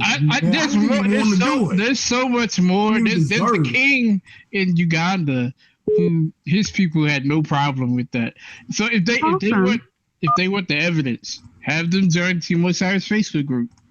Post their questions there. Hold on. Giving the evidence. Got you. Y'all can go and get more information on this. Y'all go to Team Osiris, man. There's more information these brothers be doing. Peace and Black Power family. What's your name and where you calling from? My name is Reese and I'm calling from Philly. Reese, what's going on, Reese? Yeah, can you hear me all right? I hear you, Reese. What's happening? All right, man. I've been a fan for 10 years plus probably, and I've listened to everybody in Black YouTube and the conscious community and whatever, and I feel like I got a right for 60 seconds to talk. Can you give me that? Go ahead, brother. All right. I called the and Rock Squad when he was live yesterday and proposed an idea to them, and they shut me off so quick, and before I could even get my thumb to the red button, Uncle was discrediting my idea, so I want to present it to you. Can I do that? Go ahead, brother. All right. This is just an idea. I feel like there should be a council with everyone, enemies and all, people who disagree all together. And you sit down together and put your ideas together and come up with some solutions. Because as a student and a listener, I've been listening for years and years and years, and I feel like nobody's getting anywhere. I almost have an end game scenario in my head for Black people because of all this BS that I've witnessed over the years. I feel like there should be a council and have like some elders in charge of it, and even bring in some younger brothers like fresh out of college, some scientists or whatever, and everybody put their ideas together, and we come out with something. You understand what I mean? With some type of unity. And I'm going back to the days when y'all had that lecture. Can't remember which debate it was, and y'all all got on stage, took a picture. It was about 80 of y'all, and that made me feel good. Mm-hmm. And then shortly thereafter, I'm watching everything fall apart. Man. That was the Comedic War Conference. I brought this idea to them. Yeah. Right. I brought this idea to Unc and them, and they just shut me down and then went in on me after I hung up. Well, I mean, I agree with you on that, though. Why would somebody shut that down? We always been saying we need to come together and come up with a plan or come up with an idea. So I agree 100% with you, my brother. But the only reason why they would shut you down, the only reason why they would shut you down is because they want to be the only one with the truth, with the facts, with the information. Everybody else is pseudo. But I feel like if you get everybody, go ahead. Yeah, everybody else is pseudo outside of their, their team. So yeah. So of course, I feel like if you get everybody together. Listen, so I feel like if you get everybody together in a room, y'all all got money, y'all go find some neutral ground, rent a ballroom somewhere, y'all all got enough money to fly there and meet up, agree to let bygones be bygones, put all the bullshit in charge, put some elders in charge, because ain't nobody gonna act up in front of no elders. And then y'all stay there for a whole week, put some ideas together, fuck all the old history, everybody think they right and kind of call in and sound smart, and it's all bullshit. Put in some new ideas. I agree some with young you, kids out of college. I agree with you, man. This is what I want. I'm going to keep listening.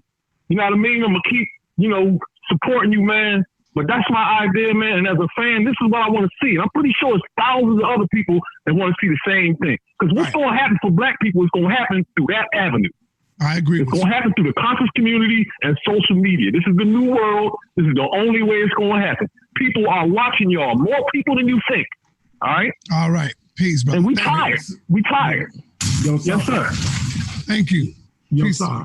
Yes, go ahead, Khonsu. Let me say something right quick because, at Team Osiris, man, we love debating, sir. We love it. Mm-hmm. So I want to cook dude that tried to call in and get some clout off me because I don't play that.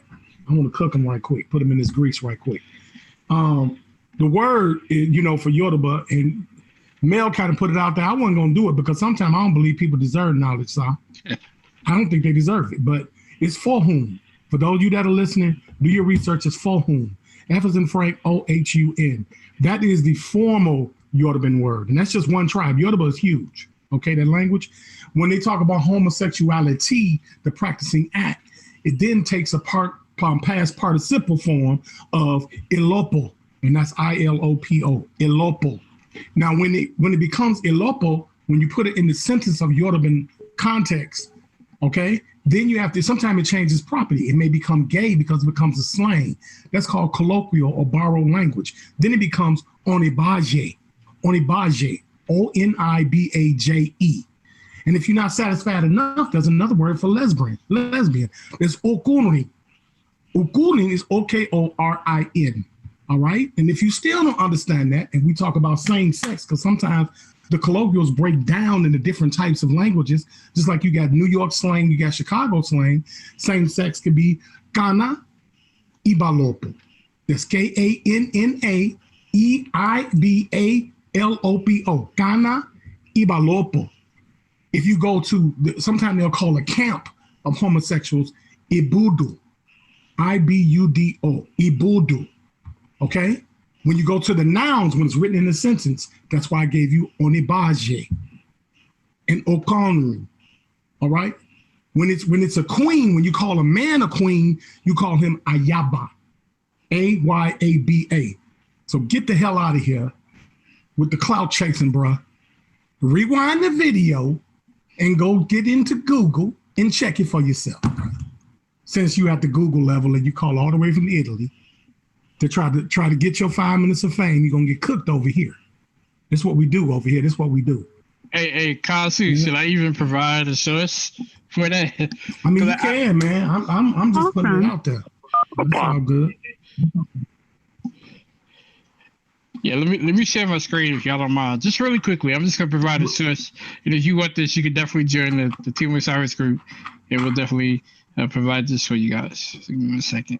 And it's from the head. I'm just saying this from the head. I don't even know why. Right. So this is a study. This is a study here that was done in African cultures, and this is one of the popular books on this topic. It goes into a lot of the history of African homosexuality, and it also goes into the cultural norms of certain cultures. This book is called Boy Wives and Female Husbands, Studies of African Homosexualities. If you see this book, you can definitely go get this book, or I can even provide it for you. But this book specifies exactly what cultures have it, even identifies the terms in their languages that specify that activity. So it's definitely evident. And I did have some other sources on this, but this is just one of them that I'll share with you guys. If you want the rest, you have to come to Team Osiris Facebook group for that. All right. Family, real quick before I bring on the next caller. And we got Apostle on the line, so you already know.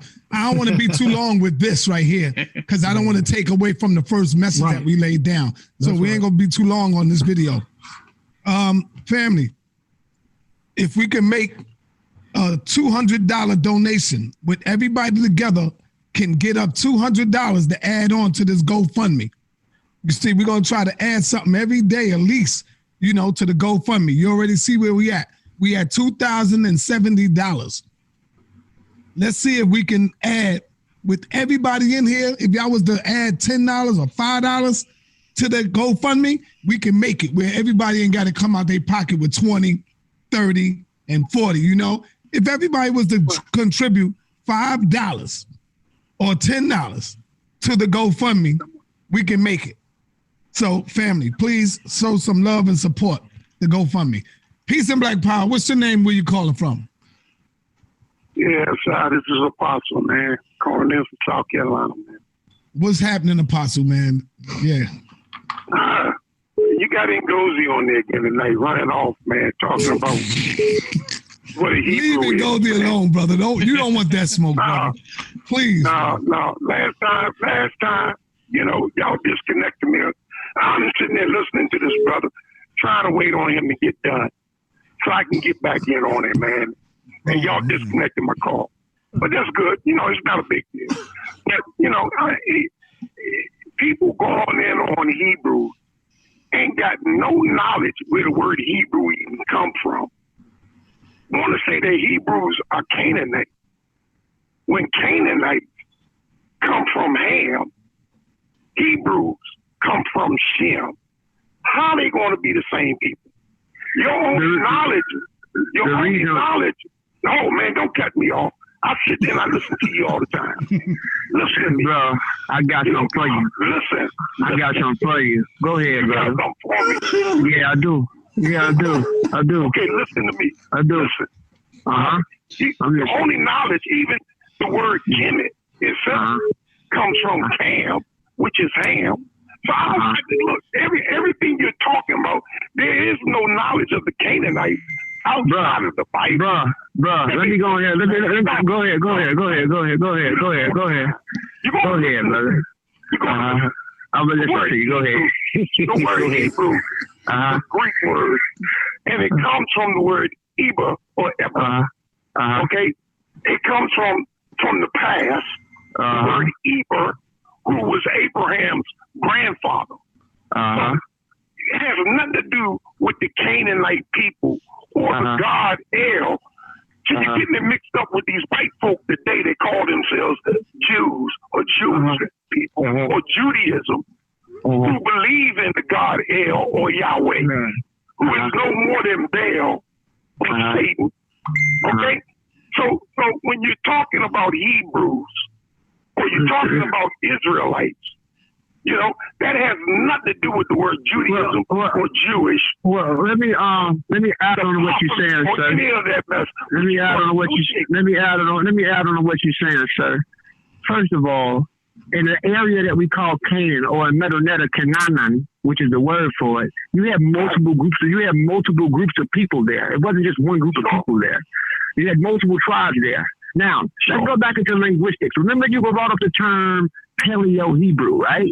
Which means older or something that's older or archaic, right? It means origin. It means origin. It means archaic, older, or something that's all. Bro, look it up. We're not gonna do that. Just look it up. Look up Paleo. Look at what it means. Paleo means origin. Look up, bro. It's not an origin. No, it doesn't. Okay, yeah. Brother Khonsu. No. We're gonna make it easier for you, Brother Khonsu. If you're online right now, could you look up the term Paleo right quick? If you're on the computer, sure. Let's look up the term Paleo. I'm gonna play with this brother, man. Come on, man. Fuck out of here. Yo, no profanity, no profanity, y'all. Yeah. No, I ain't gonna curse at him. I ain't gonna curse at him. I ain't gonna disrespect him. I ain't gonna disrespect him. You just did. Yeah. I said get the fuck out of here. That doesn't mean I'm cursing. I'm saying get the fuck out of here. Yo, you played for it. No profanity. My fault, sir. Go ahead. Yeah. Okay, go ahead. Now, Brother Khonsu, could you look at what does Paleo mean? Hold on a second, man. I mean, I got a definition right here. Yeah, go ahead, Josh. Go ahead, brother. Go, Brother Josh. Go ahead. Yeah. Paleo means older or ancient, especially relating to the geographical, or the geological past. But paleo does not mean. Thank you. Same thing with No. You just lied. You just lied, bro. It does not. Did you hear what he said? Did you hear what he just said? Did you hear what he just said? You just lied. Oh my God, bro. Okay, let me finish what I was gonna say. Let me finish what I'm saying, bro. All right. Khonsu, hold up. I don't want to be rude or disrespectful to you, but I don't want to take it that way. I want to end the show on the note of what we did, so it don't get messed up. So the messages don't get messed up. I'm not the one that brought it this way. Bro, listen. Okay, I'm gonna ask you a question. I'm gonna be nice and I'm gonna respect Brother Sa, and I'm not even. I don't want to curse. So here we go. A lot of you guys are playing this role and playing this game because you want to feel like something that you're not. First of all, you predate those people that you're claiming. Let me just get that out the way. Another thing, the oldest form of Semitic that we know linguistically, and you can look into this, is Akkadian. Now, according to the mythology or the folklore, Ibrahim came from the land of Ur, which is Chaldees. And where is Chaldees, the land of Ur? That's around Iraq. What time period was this? What time period was Ibrahim or Abraham lived in the land of Ur or the Chaldees? This is around 1800 BC or supposedly 1750 BC. Who controlled Iraq in Syria at this time before you had the collision with Zablos? No, bro. Let me finish, man. You won't let me finish. The Akkadians already took that zone or that area from the Sumerians. Who were the Akkadians? They came from out of the Arabian Peninsula. These were Semitic speakers. That's what they were. So what I'm saying is that, and then remember, Abraham went back into the land of Canaan or Canaan that we know is Palestine today or whatever, and he met who? Melchizedek. What was Melchizedek? He was an Amorite. This was a West. They were the same people. Semitic type. No, it is, bro. Hold on, let me finish. Let me finish. First of all, he never existed historically. I'm just following the narrative with a lot of it. And Gozy, hold on. Why don't I set up a debate with y'all two brothers, man? Because y'all be going in. Why don't I set up something with y'all two and we can deal with that? I can do that. We can do that. That'll be easy. I can talk to her. Yeah, that way he can't talk over you and you can't talk over him. Right, so it'll be more. Bro, I can talk to him. Hey, bro, I can talk to him. I can talk to John. Hold on. Let me finish. This is a conversation. Any Hebrew that you choose, bro, any Hebrew that you throw at me, come on, brother. He's upset. It's shaking his world up. You're not apostle. You're not a Hebrew, bro. That Semitic language is late, man. You're bull crap. And what I'm saying is, if you're Bro. What I'm trying to say is, I'm gonna have to go, man. I'm gonna have to go, Ngozi. I'm gonna have to get him off. No, you do this all the time. That's Buddy. He just lied on it and said the word Paleo don't mean origin. He just lied. You lied, dude. You're a liar. All right, Ngozi. I'm gonna have to let y'all go. Let me let these brothers close out. And I'll talk to you later, Ngozi. All right? Okay. All right, let me let these brothers go close out so we can get out of here. All right, my brother, J.Cain. Let's bring it back to the original topic Because I know we'll get lost. Once I seen Apostle number, I said, "Oh shit, here we go, man." But anyway, yes, bring it back to the beginning, close out, and give your social media so that people can know where y'all go deeper if they want to go into deeper knowledge and get this information. Go ahead, brother.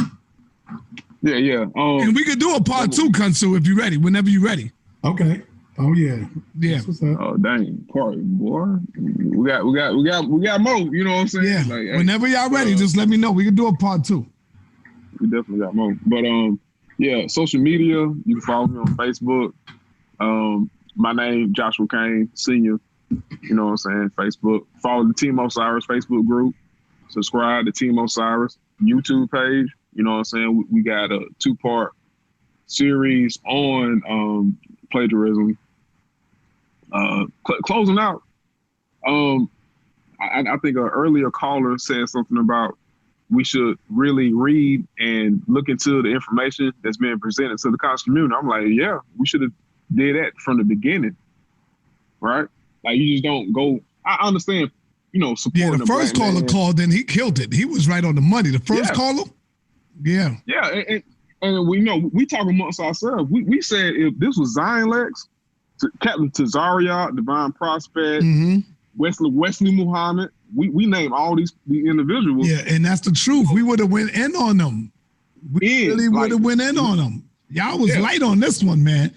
Y'all was light and respectful. So I already know, y'all just testing the waters, and as long as it's respectful and we dealing with the information, it's not about slandering nobody. We just dealing with the knowledge, man. That's it. Yeah, because like I mean,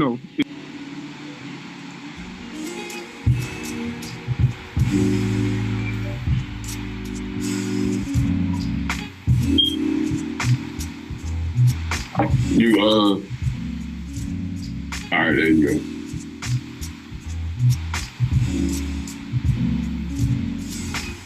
All right, so here is a common misconception dealing with plagiarism.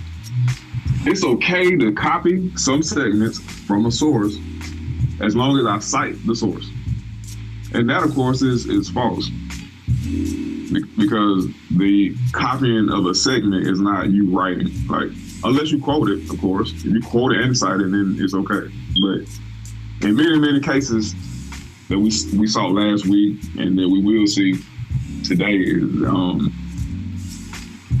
it's a very deceptive way of writing when you don't let the reader know that I got this whole entire sentence or segment from somebody else. Basically, if you don't type it or write it yourself, you should quote it. You should give that other person credit for their hard work. So we go ahead and go to the next slide, Khonsu. But we'll see other examples, like I said, like right here.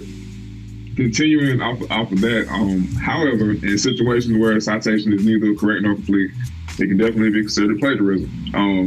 And I think I saw some comments or some people say that, well, he cited it. Well, yeah, citing is one thing, but you have to properly cite. That's the key. For example, if you use a passage and don't quote it, it doesn't matter if you cite the source because you only gave credit for the information and not the words. And this is from plagiarism.org. And the other one is, I believe, is also from plagiarism on the other side. But you guys can read it at home.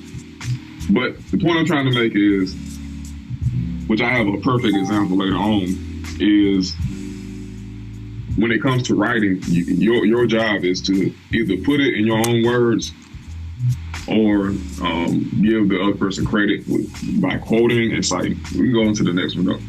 All right, now these are examples of plagiarism with citation, and these are very good examples. So I don't know if you can see it at home, but you have the original passage that comes from I think it's Lester Thoreau, and right beside it they have a plagiarized version, and you can see that this plagiarized version takes whole segments from the original, and at the bottom it has an explanation. Why is this plagiarism? The writer has used Thoreau's exact words without enclosing them in quotation marks.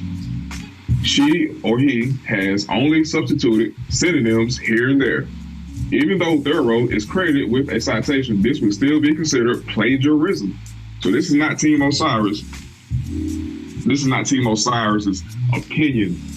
This is how academia operates when it comes to authoring text, writing articles, books, or whatnot. If you look to the right, the far right, you see another paraphrase, and it's a proper paraphrase, and it's explaining why is this acceptable? Because the writer has kept the meaning of the original passage without copying words or structure. Words like globalization and Americans are generic terms. Terms that are commonly used for the concept they illustrate. It is difficult to find synonyms for them. Thus, you may use these words without placing quotation marks around them. But however, like, if you compare the far right one to the one in the middle, you can see why the one on the right is acceptable and the one in the middle is unacceptable. Because what's the point of you writing if you're just going to copy what other people say? No point. And then you put a price tag on it, but we'll get into that later on. So going with the next animation, it's further illustrating unacceptable paraphrase. And mind you, like, paraphrasing is not easy.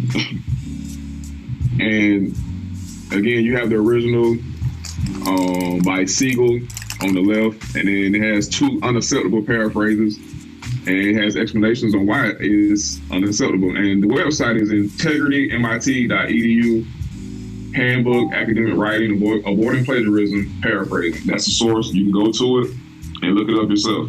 But we have other examples, like I said, of why it's important to properly give people credit. It'll keep you, if you're in college, it'll keep you from getting expelled, getting an F, or if you're in academia, it'll keep you from getting a lawsuit or suspended from a position or whatnot. So going to the next one, avoiding plagiarism. This is more resources on properly paraphrasing. And I think this comes from Yale, Yale University, Yale.edu. Khonsu, we can just, I can give the website. I'll do that. It's Fair Paraphrase, POORBU, Center for Teaching and Learning. And again, this is Yale.edu, writing, using sources, understanding and avoiding plagiarism, and fair paraphrase. But go ahead and press the animations. They have 3 paraphrases in relation to the original text on the left. And those are, they appear as good paraphrases, but the one in the middle is a proper paraphrase, because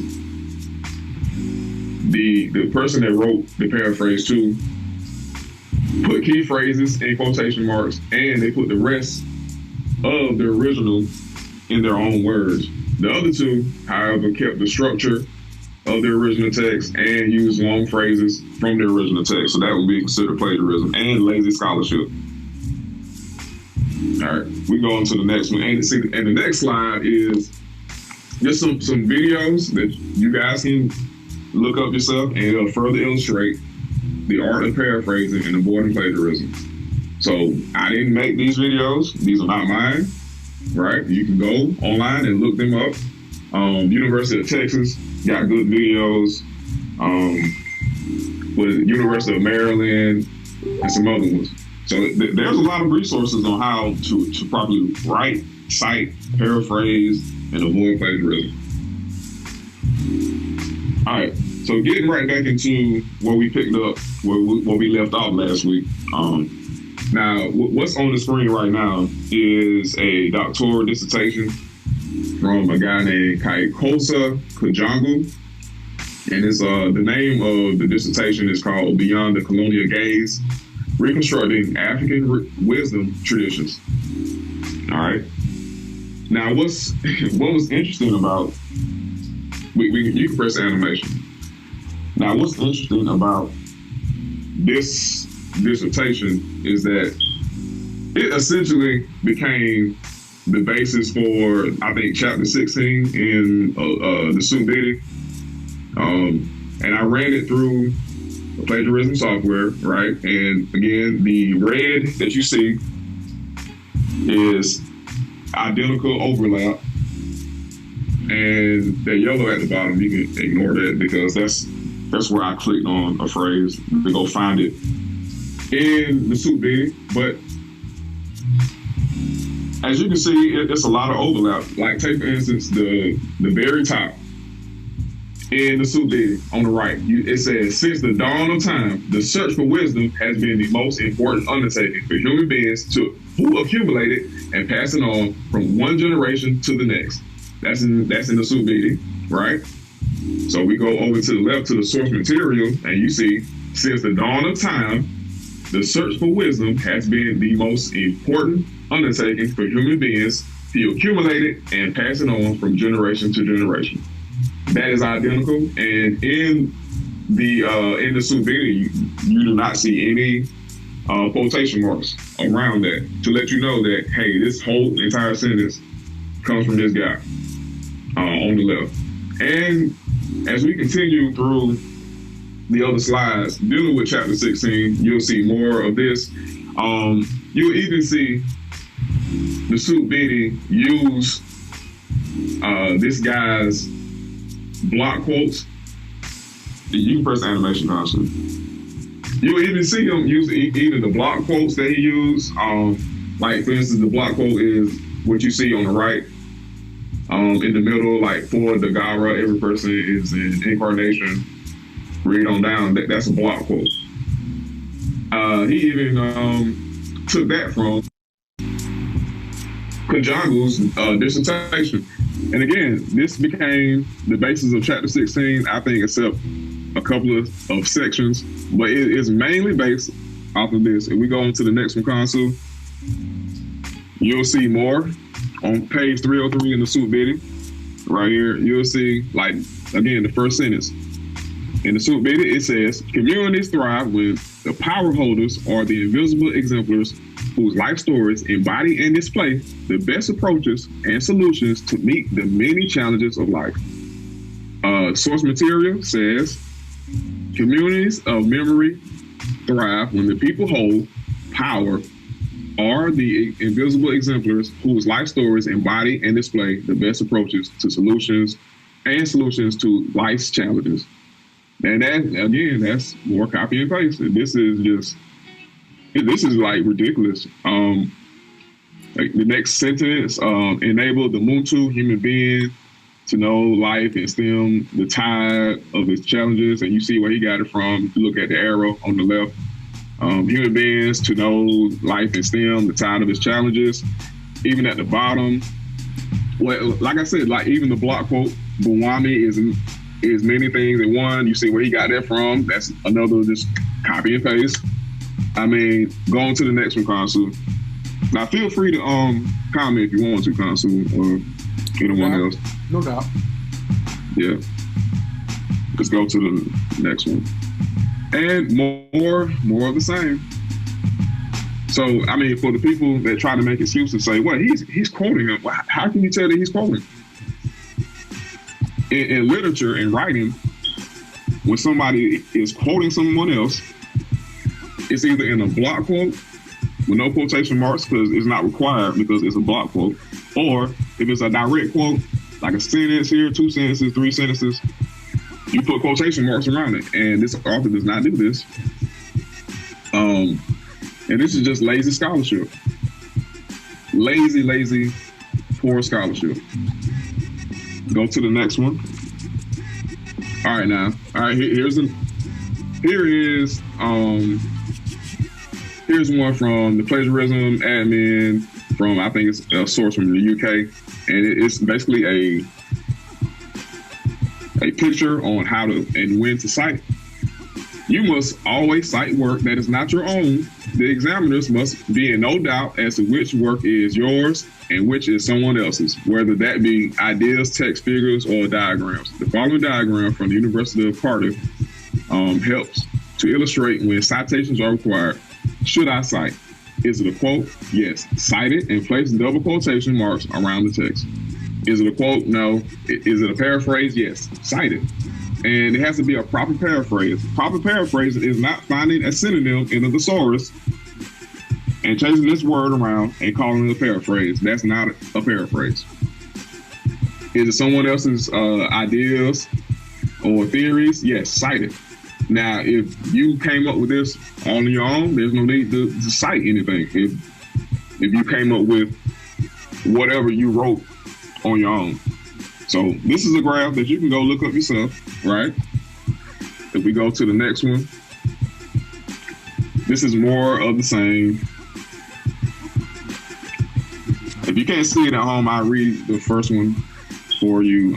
It says, it is through teaching and learning that centers of wisdom enable human beings to know life and to respond appropriately to its challenges.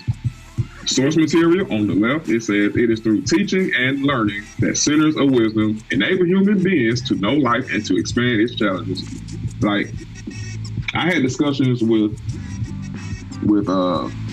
people in academia, and they admitted that, hey, one time maybe it's an oversight, but repeated over and over and over is intentional and is very, very problematic. So what you see here is what I will call intentional plagiarism, because it's repeated. The author shows signs of properly quoting people, but chooses not to. All right, go ahead. We can go to the next one. And the next one says how to cite properly, or how to properly cite. Right here, the state of perfection.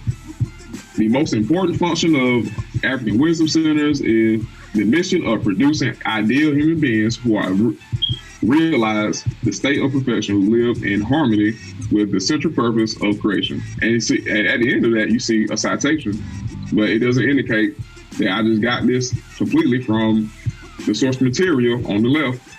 And so what we did was, you press the animation console, press it 4 times. What we did was we showed how to properly cite that to avoid plagiarism and to avoid a lawsuit, because you can't get sued for doing this. It's very serious. I don't think people in the conscious community quite grasp the severity of this situation, but you can't get sued. And at the bottom is what should be a proper paraphrase. Now, that second paragraph, it says, it is these organizations which the custodians of African wisdom traditions, you see these in brackets and you see which in brackets. That is because the author added, Khonsu, you have to press the animation, but that is because the author added his own words to a quote, and that's indicating to the reader that I added my own words to this quote. Failure to do that is an egregious form of plagiarism. But we can go on to the next one. Like I said, chapter 16 was just the same thing repeatedly over and over.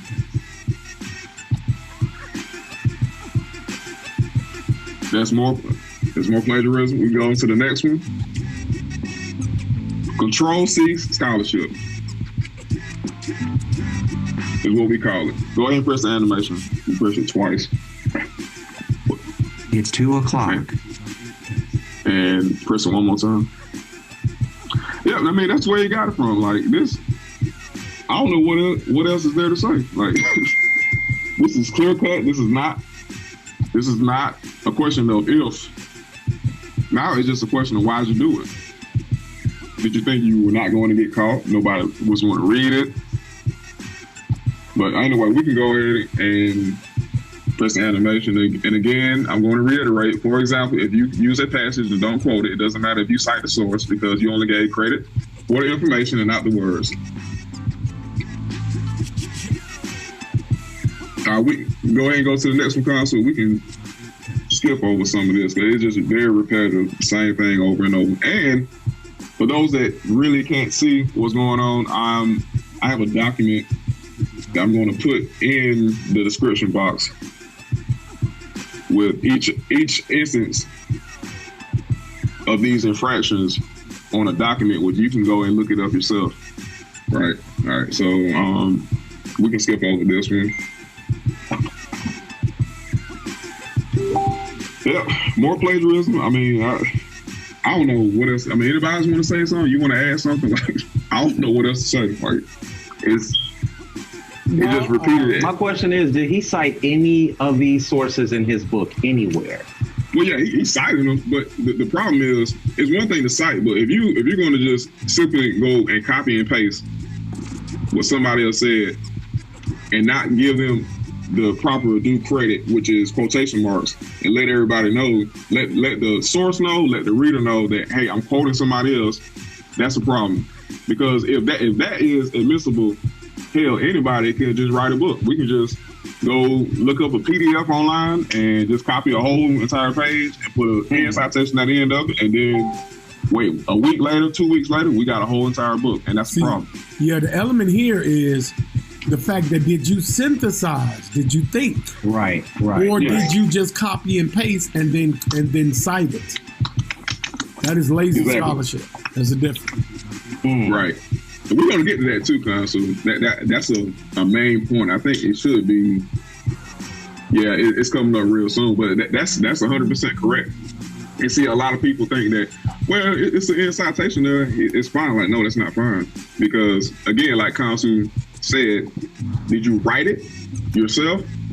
And it's very deceptive when you read it. You reading the Suit Biddy or any of his other works, as we shall see. When you're reading it, it looks as if he typed this up himself. But you go to the source material, it's copied word for word sometimes. Sometimes a synonym here, a synonym there is changed, but still, that still is unacceptable anywhere in academia. Now, I do believe parts of China, plagiarism is a form of flattery, so I think he should go to China, but not right now. But still. Well, let me this. What was his motivation on doing this? Is this just somebody hustling? I mean, like, you get what I'm saying? Is this just somebody hustling? Let's be honest. Let me explain to the audience. I'm somebody who was real upset with the gentleman when I first found out these facts. There's no way around it. And it's a shame that brothers in the conscious community have to take our elders' work, plagiarize it, and then put it off as their own. And put a price tag on it. It's a shame, man. It's shocking, to say the least. Right. It's shocking. Right. It's shocking. Something I wanted to add. Me personally, I know that in the academic realm, one incident of this happening gets you kicked off of school, gets you completely barred from the school. Your credits get revoked. Like it's a bad look on you as a student to do this even once. So when I'm looking at this and I see pattern, and I see good pattern and bad pattern, I see pattern where he does properly cite, properly quote, and I see pattern where he doesn't. So it, to me, is confusing, as if either there's multiple authors for this particular text, or either they're just being lazy and not necessarily doing the work. Again, I always say this to my team members: an editor would have fixed this, and this would have never been a problem if he had an editor. Now, I want you guys. I don't think he wanted an editor. That's key. How could you write a literary work without an editor? You can't edit your own work. That's usually a rookie mistake when you edit your own work. You want to get someone opposite of you to edit your work. If I'm not mistaken, I thought that scholars look over his books before he released them to the public. Right? I mean, I heard him say that a college does read his work. I heard him say that on Sonnetter television. I don't know how they did not see this. Well, it's either they didn't look at it or it's a lie. It's a lie. Okay, cool. Yeah, that's exactly what it is. No, I'm just trying to forward the conversation. I know it's a lie. It's a shame that this brother would have to do this. I just don't get. I don't get it. I just would not understand. I mean, just wait until Just wait till the other parts. Towards the end, it gets a little worse if you ask me. So just hold on to your seatbelt. All right, Khonsu. Yeah. All right. So 10 signs of plagiarism. Every teacher should know. Now, it's just not for teachers. Obviously, it's like for people that read books, buy books. I know you can't see these bullet points, but it's 10 bullet points. And number one is sudden changes in diction. Like if someone talks like, I'm not gonna do that. But if you can tell whether or not someone possesses the diction to write a text. Like if they talk a certain type of way where their vernacular is subpar, not trying to demean anyone, but then you read an article that they do or whatnot, and it's just splendid. Like they're using every word in the thesaurus. I mean, a red flag should raise. Like, hold on. Can I give an example of that real quick, Jay? Go ahead, bro. Go ahead. When you go from a Rob Rack to a Khonsu in a heartbeat, like no, no. I have to be honest so the audience can know what I'm talking about here. See, I was gonna say something like, I was gonna use a boxer. I'm not gonna do that. I'm not gonna do that. I'm not gonna name drop. But yeah, that's a perfect example. Somebody that speaks so eloquently, right? And you should expect the same thing on paper, like when they write. But it behooves us how someone that speaks so articulate on the subject matter, but his books does not reflect his oral skills, I guess you could say. So, all right, so change the diction. Number 2 is more than one font. That's because of copying and pasting. Uncalled for hyperlinks, like links to websites like Wikipedia. Number 4, odd intrusions of first person or shifts in tense. Number 5, outdated information. Number 6, that we saw all throughout this, apparent quotes with quotation marks. This is not only a sign of plagiarism, it is one of the key definitions of it. It should be made very clear to students that improper citation by itself constitutes plagiarism. And though it's typically the accidental kind, in practice, that does not necessarily mitigate the consequences. Again, if they sound like someone else's words, they might very well be, so investigate. Number 7, incorrect or mixed citations. Number 8 is, I think, what's next. Number 8 is missing references in the bibliography. Number 9 is paper does not really fit the assignment. Number 10 is getting a hit on Google or any type of search engine now, and we saw that also. You can actually use Google. Google does a pretty decent job of detecting plagiarism. So, all right, going to the next one, Khonsu. So number 8, it says missing references. Now, when you're writing a text, an article, a book, what you're supposed to do is take notes. All right. On this page, I cited this person. You write it down. And at the end of whatever you're writing, you can refer back to your notes and cite every single person and what page or whatnot, and put it in your bibliography or works cited page or references, whatever format, APA, MLA, Chicago style, whatever format that you choose to write in. So the problem with people that plagiarize is it's almost like a lie. When you tell a lie, you got to tell another lie. Then you got to remember the first lie and the second lie. When you tell a third lie, you got to remember, it keeps going on and on until you forget what you said previously, and you become all out of sorts, all discombobulated. So go on to the next one, Khonsu. And just like number 8 said, sources left out of the bibliography, another sign of plagiarism. Now, he used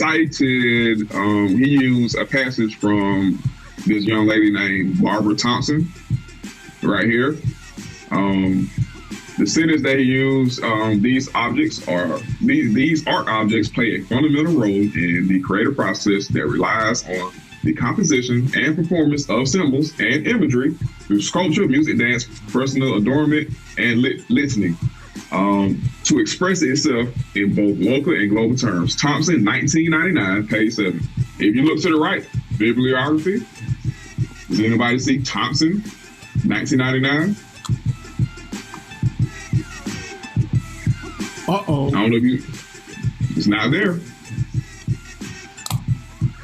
So at the bottom, you see, if you cite a source that you use to build your argument, you must list it in your bibliography.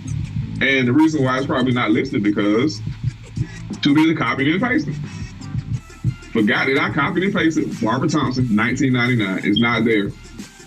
Press the animation console, it gets deeper.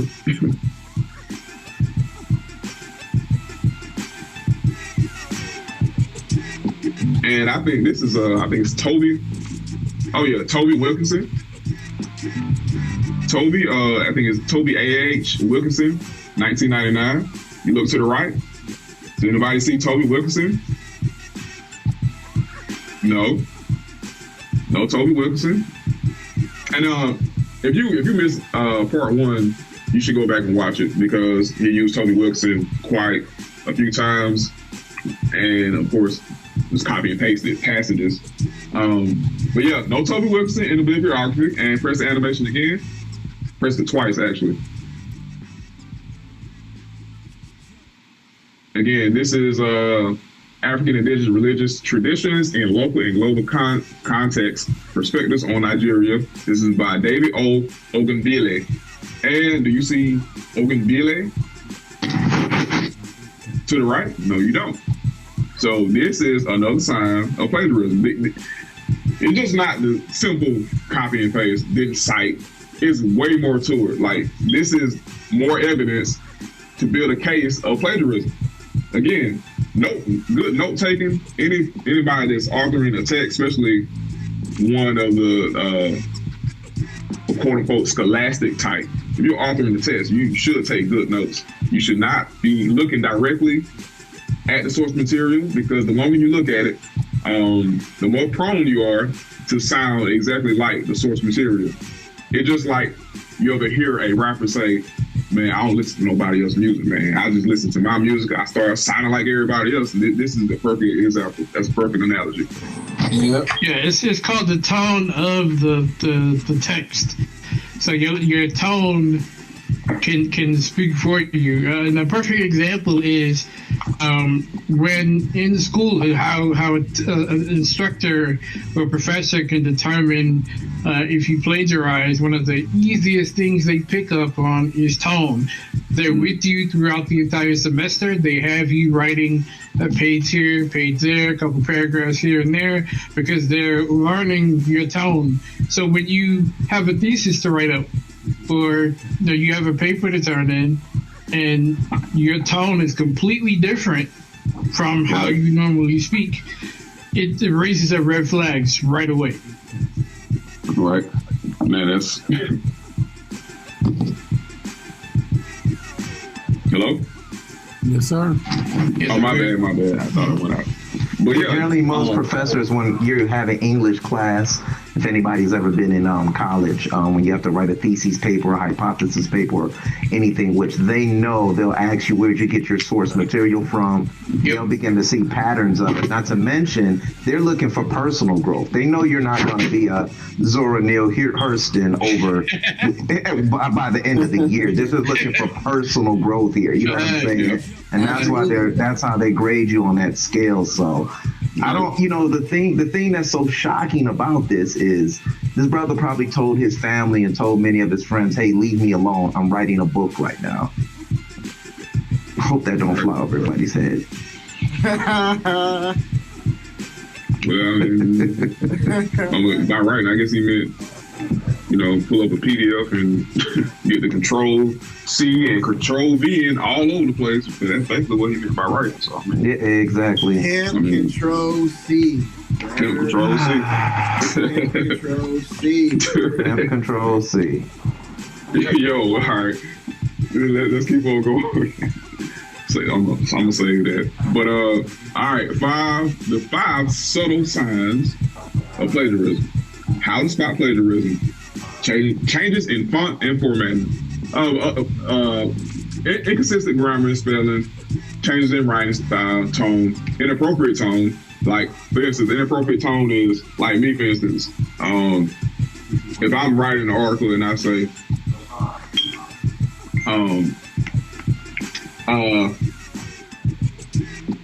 during my time in Egypt, I excavated 3 tombs and discovered that the remains of these 3 individuals in these 3 tombs were identical to Southern Africa. Like, first of all, I'm not an archaeologist. I'm not an anthropologist. If I wrote that in the text, something's wrong because I'm not any of that in real life, right? So that's a very inappropriate tone. Also, another example, just to iterate, another example of inappropriate tone can also be not using the proper tone for the document. So, for instance, if you have to write a business proposal, and that means you're supposed to write within a professional tone, but if you apply emotional tone to it, it's definitely going to raise question marks because it's not going to be something that they can present to the board or present to the CEO as, hey, here's the proposal that we have. They're going to completely toss it out because it does not have the proper tone. So that's another example of inappropriate tone when writing. Good shit, bro. That's a good point. It is. You got bizarre punctuation, and I think this is what's next, and formatting errors. So we go on to the next one. All right. Again, one of the most subtle ways to detect Control-C scholarship is bizarre punctuation. Perfect example. Look at the page from Ebola 2010 with the suit biddy, page 163. All right. Press the animation twice. Khonsu. All right, so right here, this is the source material in Ebola 2010. Ebola begins the segment with parentheses, Zande Mboku, and ends it with Hausa Kaka, grandfather. All right, now press the animation again. All right, the Subidi, using the source material from Ebola, you can see where the Subidi begins the segment with Zande Mboku and ends it with Hausa Kaka, grandfather. But if you notice, press the animation again, you can see at the end, well, press it one more time, you can see at the end where the sentence is missing an initial parenthesis. Oh, God. So it's either 2 things. That's a typo. If he was writing this by himself, I would say that's a typo. That parentheses at the end of that sentence, it's not supposed to be there. However, when we look at the source material and see that the source material enclosed that whole entire sentence within parentheses, we see where he got it from. And again, those little subtle ways is how people can detect plagiarism, especially when you look at the source material and you see that this parentheses has no business being at the end of this sentence at all, because you didn't start the sentence or this segment with a parenthesis. And man, I mean, that's a telltale sign again of plagiarism. Go ahead, bro. I know you want to chime in. No, I was just saying, like, that's a great point to point out. When using translations, especially if you haven't translated it yourself, you want to make sure that you stray away from that, like copying translations from another text. He could have simply translated this himself, and he would have had no need to put that there if he wrote that out himself. But because that's there. Yep. But yo, Khonsu, check this out. Press the animation. Now, here's a third point. Mm-hmm. Like we was talking about grammar and diction, right? Okay, so the suit video is written in English. Am I correct? Yes, sir. All right. Ebola 2010 is written in French, right? Mm-hmm. All right. So, but you see, the author of the suit video claims to read French and whatnot and all this other stuff. But you can see right here on the right, in that little box, you see Coptic. And Coptic is spelled a certain way, C-O-P-T-E. That's not the English rendition of Coptic. That's the French rendition of Coptic. How did that get there? Now, I'm just saying, Google Translate, right? It's clearly Google Translate. Copy and paste it from Ebola 2010, and it ended up in the Swahili. Now, mind you that the surrounding text is in English, and it has English renditions or translations, but Coptic, of course, is still in its French. It's French. What's the word? It's still in its French state, I guess you could say. So now we use Google Translate, and we admitted that we use it because I mean, hell, I can't speak French. Bill, can you speak French? I mean, I learned a little bit though. a little, yeah, just a little bit. But I don't know, I can't speak French, bro. You know, so. But one thing I noticed, and we noticed about Google Translate, is like if you overload it with too much at once, it's not going to properly translate everything at once. And so we would see that when we take something from Ebola, put it in Google Translate, copy and paste it, put it in the document, and see that certain words didn't necessarily translate and stay in French. And this is the case right here in the Swahili. Yeah, that's why we have to reach out to two native French speakers just to make sure that the translations are properly in context. Yes, and this is not even a quote. These are not quotes, by the way. So again, copy and paste. All right. The next one, Khonsu, is I think we talked about this last week. It was the 10 types of unoriginal work. It came from turnitin.com. Khonsu, you on the next? We on the next slide, bro. But the plagiarism spectrum identifies 10 types of plagiarism based on findings from a worldwide survey of nearly 900 secondary and higher education instructors.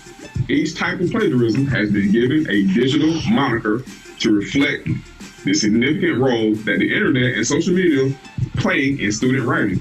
And you got various examples. Clone is just word for word. Control C is significant portions, text, single source.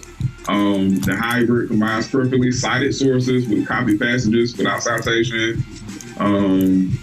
Recycling, reusing previous work without citation. The remix, find and replace, changing keywords, phrases. So you can go to turnitin.com and look up these different types of plagiarism. So we can go into the next one, Khonsu. All right.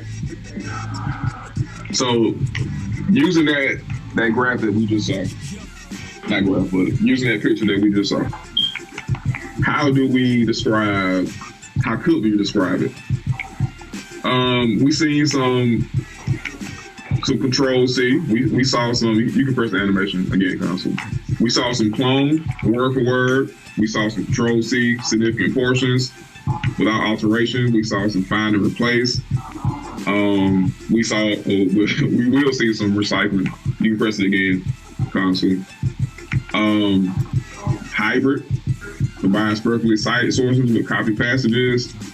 But the main two overall, even if he perfectly cited everything and gave proper credit, quotation marks to everything, the last two would really identify this work. It's called the aggregator and the retweet. The aggregator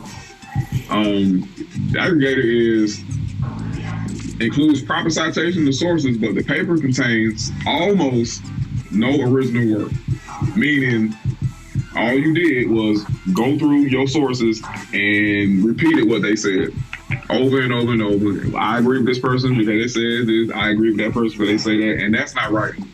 That's not right. You can simply just give us a selected bibliography or works to read, and we can go read this stuff ourselves instead of you just going out in these articles, these books, and compiling quotations from other people, putting in the text, and putting it on the market. That's cheating. He could have just gave us a presentation. That's it. Nah, really? Really? He could have simply just wrote a review. That would have been well appreciated. Just put it on academia, EDU. Like, hey, maybe even get it published to a legitimate journal. Like that would have been like his key in. Or maybe let's give him benefit of the doubt and just say, hey, just do a YouTube presentation like everybody else does. Instead of trying to charge $15.99 for this book, I don't know. $15.99. You mean like what? 30? What? 35? Like $30. Oh my goodness. Oh my goodness. Yeah, and then number 10 is the retweet includes proper citation, but again relies too closely on the text's original wording and or structure. All right, and then on top of that, press the animation Khonsu on top of that. While he presses that animation, again, for those of you who can't see the text, you may want to look at this on like a computer or tablet, or if necessary, like Joshua said, he'll provide that document at the end of the presentation. Yeah, and right here you see a copyright page, which all rights reserved. This book and parts thereof may not be reproduced in whole or in part, or transmitted in any form by any means, electronic, mechanical, photocopying, recording, or otherwise without permission from the publisher, except by a reviewer who may quote brief passages in review. Wow. All right. Flag on the play. Flag on the play. Hold up. Red card. All right. Next slide. It asks the question. Can I use too many quotes? And anybody want to take a stab at that? Yes, no. Yes. Yes. Yes, you can. Yes, you can. Yeah, I say yes. It's to the equivalent of using too many citations. You don't want to completely rely upon the same source. Unless you're doing an interview, then that would be something that would be allowed. But again, if it's not an interview where it's a one-on-one or something like that, you definitely don't want to use too many quotes. Right. And you know what? Just another hip-hop analogy. I know Jay-Z was accused of doing what... he was accused of using Biggie Smalls lines way too much. Cause like, bro, we didn't buy this album or we didn't listen to this song to hear you quote Biggie's verses. Nah, I never agreed with, he quoted Biggie's verses too much. But this is what this is equating to, using way too many bars from other people. We don't want to hear bars from other people. We want to hear your bars. I'm tired of you quoting other people. I'm tired of you tired of that. I want to hear what you have to say. What are your bars? Just like there's rules in the scholastic world dealing with plagiarism, there's rules in the hip hop game dealing with other people's 16s or bars. Don't use them. You know what I'm saying? Right. And I mean, even like nobody else drip at your own. Yeah. Yeah, like even like in battle rap, like one of the things is now with recorded battles, is that you can be accused of recycling. Like, bro, we paying $100 at the door to come see you rap, and you rapping some stuff from a battle you did a month ago, or 2 months ago, or a year ago. Like, yeah, you know what I'm saying? But go ahead, press the animation twice. It says direct quotations are best avoided whenever possible. While direct quotations can be useful for illustrating a rhetorical choice of your author, in most cases, paraphrasing the material is more appropriate. Using your own words by paraphrasing will greater demonstrate your understanding and will allow you to emphasize the ways in which the ideas contribute to your paper's main argument or book. So basically what it's saying is that by paraphrasing, I mean proper paraphrasing, not a synonym here. Changing this sentence structure around is not paraphrasing. Yes, you cannot just add in a sentence here and there. Oh, I'm good. But no, put it in your own words. Yeah, using a thesaurus and just pick and choose words that you want to replace is not paraphrasing. Like, not at all. We do that in high school, and that's something that they definitely frown upon in college, but you definitely don't want to do that. They're trying to understand your thoughts. And unfortunately, where you pick and choose words like that to replace the original words of the author, you definitely refrain from using your own words, and that definitely is like a red flag to a professor. Right. And then the second quote says, quoting extensively from another source, even if you do it properly, is not appropriate for a research paper or book in this case. Use quotations to support your arguments or clarify important points, but create your own argument using your own words. And this is from Academic Integrity, Avoiding Plagiarism, Understanding Research Ethics, Avoiding Plagiarism, from, I think, University of Pittsburgh. Academic Integrity, Plagiarism. And the one on top is from Walden University.edu. Yeah, Khonsu, you got to put that on there so people can see that. Yeah. All right. Now, the next slide is very, very important. Why plagiarize? Anybody want to take a guess? Why? Money. That's one. Good. Lazy. Yeah. That's number one. Yeah. See, me, I've done that. Early in high school, I've done plagiarized, and that was like the clear-cut thing that was proven to me. Is like, where are your thoughts here? Like, you didn't even take the time to come up with your thoughts on the subject matter. You just decided to copy and paste, or however you may, take from one author and put that as yours. And so, like, that was the one thing. Like, you were being lazy. So once you do that, once you get that clearly understood, you understand it. Now I really have to sit down and properly write this out in my own words and my own understanding. But laziness to me is like the number one thing. Everything, it's a lot of other reasons why people would plagiarize, financially, non-financially. But the most important to me is just being lazy. Yep. All right. So press the animation. 7 reasons why people plagiarize. Number 1, laziness. Writing an ingenious literary work requires working long hours. Therefore, having run out of ideas, many people prefer stealing. Many people prefer stealing some thoughts from other prominent works to racking their own brains.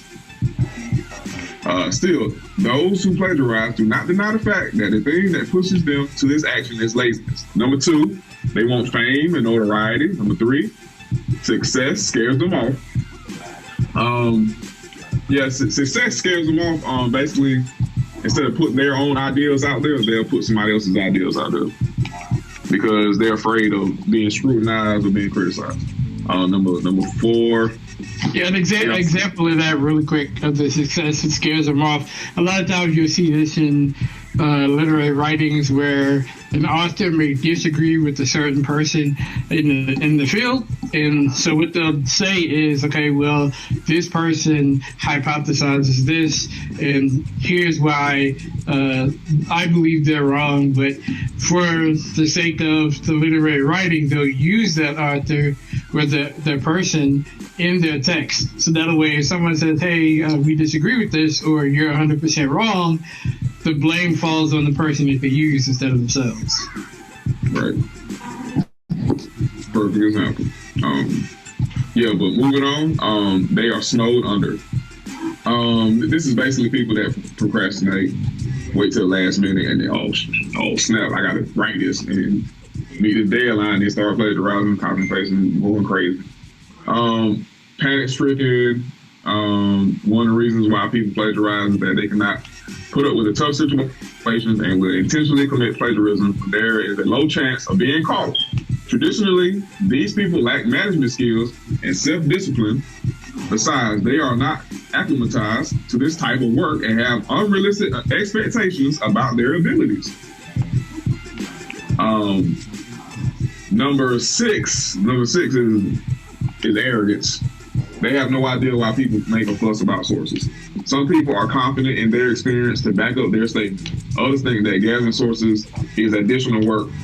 These people always wonder if the expert is on the same page as I am on the subject. Do I have to cite him or her? Like for these students, There's no close-knit scholarly community that puts heads together and builds knowledge. Indeed, they consider themselves know-it-all, and citing sources for them is something too fussy and additional to the process of learning. And number 7, they believe that. All right, cool. I gotta hurry up. All right. So anyway, they believe that their task lies in copying what's been said before. All right. So moving right along. Yep, those are 7 reasons why people plagiarize. This is from Plagiarism Search. Yeah, plagiarizing isn't that big of a deal anyway, and that's false. False. But I mean, do we have people in the conscious community that, oh well, you know, but he at least he stole from white people and just crazy stuff like that. But you'll see that he stole from more than just white people. All right, let's go to the next one, Khonsu. Go into the next one. What are the consequences of plagiarism? I mean, I think we discussed some of those. We don't have to discuss that right now. But just know that there are consequences. It's just not oh well, just try harder next time. Like, nah, it's go to the next one. This is a book that was retracted. And it was on, I think, springernature.com. It was retracted due to plagiarism after a thorough check of all the chapters found many instances of major content overlap, which is why the book has been fully retracted. This is tropical dry, deciduous forest, research trends, and emerging features that was retracted because of plagiarism. And this is what happens when you plagiarize other people's materials, when you write books, put it on the market, try to sell it, and pass it off as your own. This is what happens. Next slide. You have. That's called primary evidence, everybody. That's primary evidence that collaborates with the claim. Mm-hmm. Yeah. And this right here, this I think Michigan State University, this museum director, he got suspended for plagiarism. This happened like last month, I believe, in February. They did a research paper, and I don't think he properly gave his co-authors credit. I believe it was something to that extent, and he got suspended for that. This guy on the right now, I mean, this guy, I think he was at the University of Arizona making $100,000 a year, $200,000 salary. He didn't get caught, not once, not twice, but 3 different times. He got caught twice by the university, and I think he did a presentation for the local police department, I think in Phoenix, and they come to find out that he plagiarized it from another police department. So had to be a black man. No. I mean, I was so disappointed. Like, had to be a brother, man. Come on, bro. Come on. Goofy. Oh man. Yeah. The next slide is a journal to retract article from 2000 that plagiarized something from 1984. It's the next slide. You can see the original written in 1984 on the left, and the plagiarized version written in 2000. It was retracted. Yeah. Okay. And then this guy right here. All right. Now I discussed in the suit the video about self-citation and why it's really unethical. Now, self-citation itself is nothing wrong with it, but the excessiveness of it is a problem. And this guy right here, Robert Sternberg, I think he bragged about being cited over 100,000 times, if I'm not mistaken. And the majority of those citations or being cited came from himself. And he was kicked off of his own journal for doing so, because it was highly unethical. And on top of that, citing yourself so much opens the grounds where it approaches self-plagiarism after a while. If you do it so much, you're going to slip up and mess around and plagiarize yourself. But yeah, so excessive self-citation is bad. Self-citation is fine, but just doing it too much is a problem. Going to the next one, Khonsu. Now this is interesting. Because plagiarists are driven by financial motivations than creative or artistic ones, they tend to be repeat offenders. Press animation. This is stealing books in the age of self-publishing. Self-publishers are more likely to plagiarize. In this case, this is a self-publisher. Some books are copied word for word, while others are tinkered with just enough to make it tough for an automated plagiarism checker to flag. But yeah, the age of self-publishing or self-publishing itself is a problem because there's no university, there's no journal, there's no peers to really check, and the people that really do their due diligence are the people that buy these books and read it. Keyword: buy and read. Read. All right. These are guidelines. The next slide is guidelines how to avoid plagiarism. This is from the Harvard Extension School. Cite all your sources. Make sure you understand what you're doing. Give yourself plenty of time to succeed. When using sources in academic writing, be methodological, not haphazard. And number 5, when writing an academic paper, you are joining an intellectual conversation, not observing one. The goal is not to string a bunch of quotes from experts together, but to actively engage the material and to add your own unique voice. So we can go on to the next one. And this right here is the 3 major writing formats in America. MLA, the Modern Language Association, I believe. 8th edition just came out. What is this?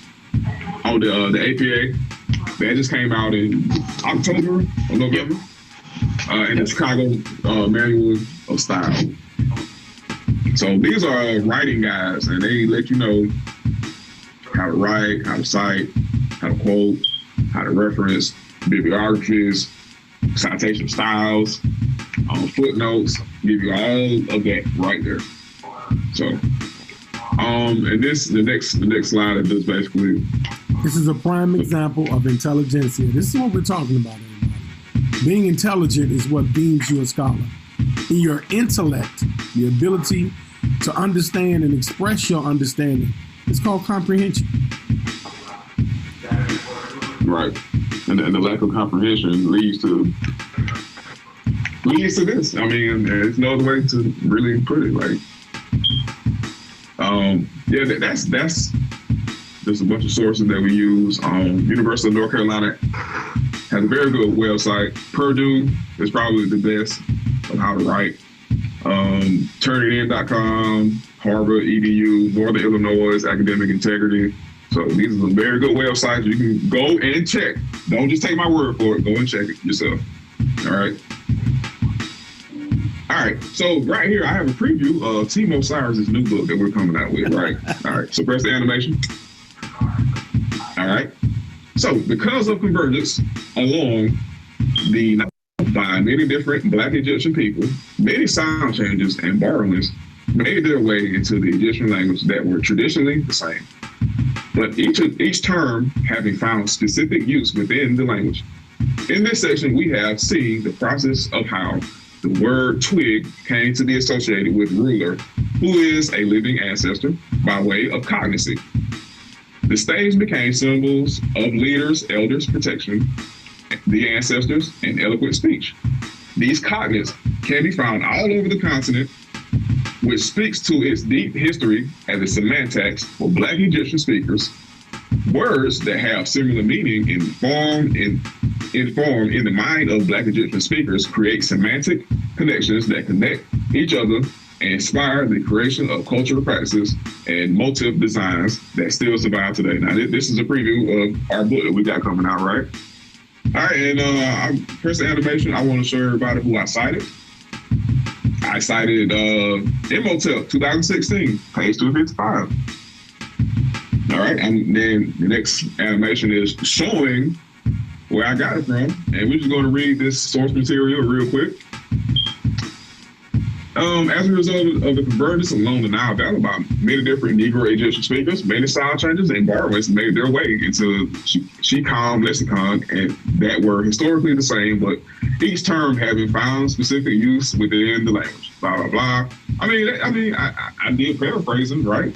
I mean, I think I did a good job paraphrasing. Yeah, I mean, he did the same thing. I mean, hey, it's fine. So, hey, we're going to write a whole book based off the suit meaning. You know, we're just going to go through and get a thesaurus and change a couple synonyms here and there, and boom, we got what y'all want to call this book? It's slated for 2021, by the way. But what y'all want to call it? Any names?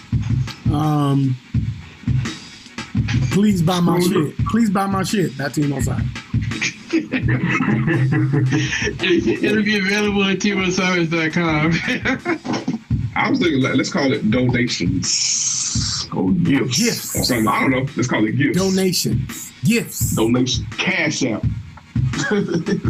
I don't know. We're gonna call. We'll come up with that. All right. But anyway, so what I did was this paragraph that I wrote on the left, right?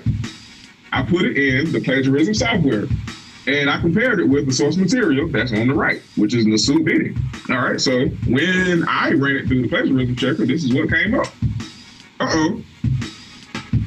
Dang, like, so I guess I got to redo this because that red means there's a lot of overlap.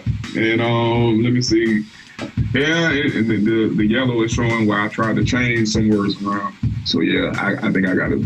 But hey, I mean, if it's fine for the suit. Oh, that's called demonstration. You just illustrated the claim. Yes, sir. Oh, okay. Yes, sir.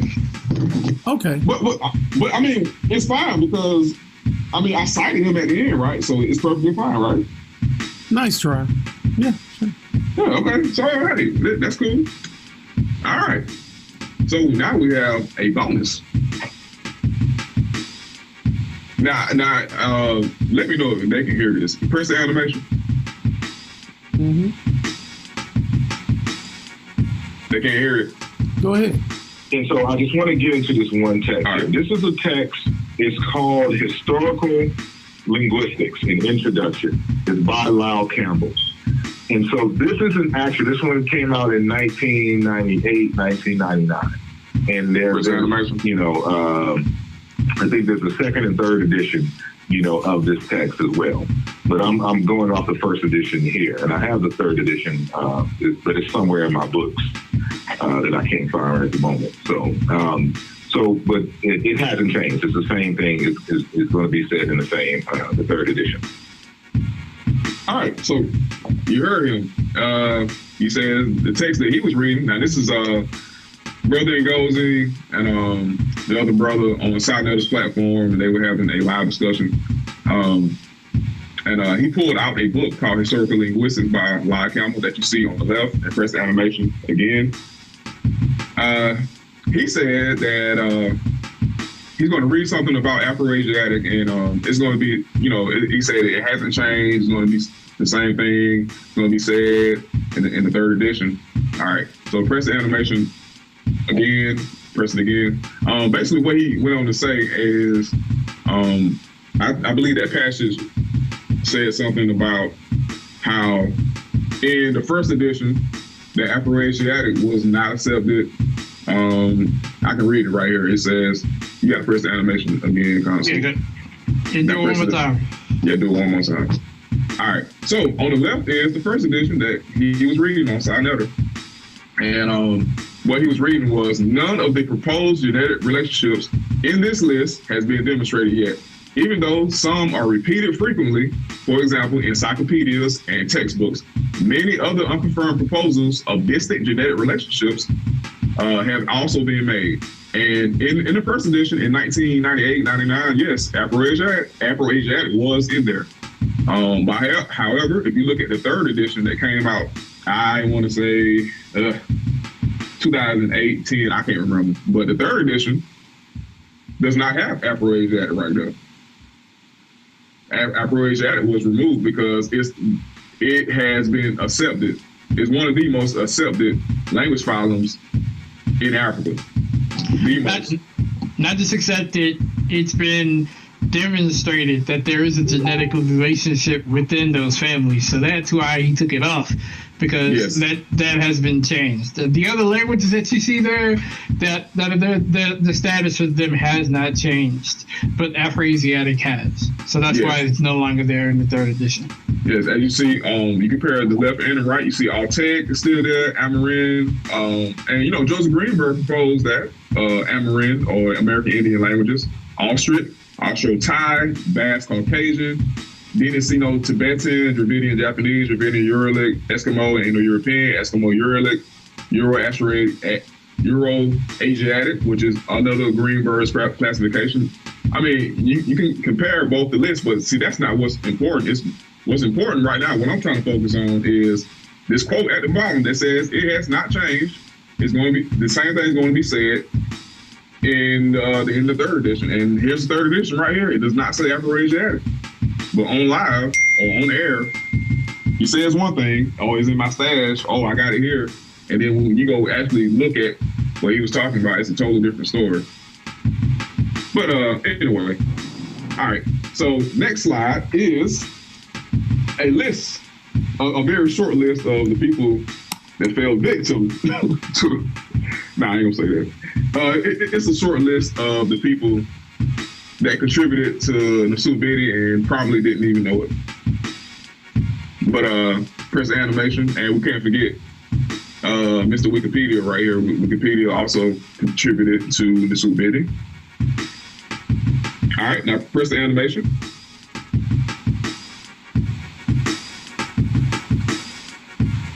All right, and if you press it one more time, this right here is an email from Wikipedia. Dear Joshua Cain, I did a quick check and confirmed that the content in his book existed on Wikipedia prior to the book being published. So he is definitely the person at fault here. The Wikimedia Foundation does not actively take legal action against people who use content on Wikimedia projects without adhering to the license. It is the right of the people who hold the copyright. In this case, the people who created the work he copied, to take action if they want to, as that is doubtful. Probably the only possibility of repercussions arising from these copyright violations is to publicize it and contact whatever academic institution he is associated with, if he is. Yours sincerely, Chris Gates, Wikipedia. All right. So not only is Team Osiris saying, oh, he plagiarized, you have Wikipedia, which, we've seen that he likes to use Wikipedia. Also says that he plagiarized. Now I knew Wikipedia was not going to do anything because Wikipedia is a free encyclopedia online. However, wait a minute, he just did a lessons a couple of months ago on Sonetta saying don't use Wikipedia. That's weird. For somebody who calls people internet scholars and you shouldn't be using Wiki and Wikipedia. Wikipedia is helping write your book. Wow. Yeah, that was all misdirection. That was misdirection. Wow. Okay, I get it now. It's sort of like when the Bible says don't go back up into Egypt. They told him don't go back up into Egypt because the real stories are in Egypt. I get it now. Brother been pimping the people. Yes. Just like when God says, he tells his followers, do not tempt the Lord thy God, when that's all he does to his people is tempt them with all types of types of pleasures in the world. Like, how you gonna tell us not to tempt you, but you tempted us? Like, if you understand Wikipedia, all you got to do is go look at the sources that it uses. Did he even think about doing that? But here's the thing. There is if you looked at part 1, the video for part 1, there is a Wikipedia article that he did copy from, but that article said that there were no self-citations, which means that the information was not verified. So he copy and pasted from a non-verified article. So there were no sources. All right. That's desperation right there, boy. All right. Yeah, we got another bonus. Illusion Volume 2 just came out January 2020. All right. You press the animation. I don't know if you guys can see this, but this page, I want to say it's page 31, I believe. You press the animations. If you guys can get to a computer, maybe you can see it better, or you zoom in on your phone. But this is basically. Or if they had the book, they could just go to page 31. No, don't buy the book. I mean, it's only $30. $45. Oh, I'm still wrong about the price. I'm gonna call and ask, can I get a discount? You might as well get a discount after all this, but why not just steal it like he did? PDF. Just copy and paste and call it Illusion Volume 3. I mean, you can't get mad. You did it. Anyway, all right. So this is Illusion. All right. So this is an article from Corn Boston that's using Illusion Volume 2, middle to late Holocene climatic change and the early advanced expansion in the rainforests of Western Central Africa, 2015. All right. Press the animation constant. Now on the left, I have the actual article. Press the animation again. Now the highlighted text on the right compared with the highlighted text on the left. I'm going to read Illusion Volume 2 real quick. The paleontological data confirms that Central Africa rainforests went through two climate-induced crises during the Holocene. On the left, the source material. The paleontological data confirmed that the Central African rainforest also went through two climate-induced crises during the Holocene. Back on Illusion Volume 2, the first crisis happened at the end of Middle Holocene at around 4000 BP. The source material, the first one at the end of Middle Holocene at around 4000. So we can see it's more of the same. 2020, 4 years removed from the super beta, it's the same thing. More copy and paste. Even the last sentence, the first crisis was triggered by the lowering of the sea surface temperature, SST, in the Guinean Gulf, which is believed to have led to savanna development on the periphery of the rainforest. All right, the first climate crisis was triggered by a lowering of the SST in the Guinean Gulf, which favored savanna development on the periphery of the rainforest. I mean, more copy and paste. Press the animation console. Again, I press it again. Compare the one on the right and the left. It's the same thing. Right, it's just showing more pattern. Constantly, I think it's another animation. It is. Yeah. Yep. Press it again. One more time. Yeah, it's just showing correlation there. Yeah, so this is just showing pattern of having one text and writing your text, and they're side by side. So you're looking at one, putting it on the other. Yeah, so and this is not the Soup Beauty. This is what book is it again? I forgot. Oh, it's Illusion Volume 2. Yeah. When did they come out? In 2016 or? 2020. Oh, okay. All right. Go ahead to the next one, Khonsu.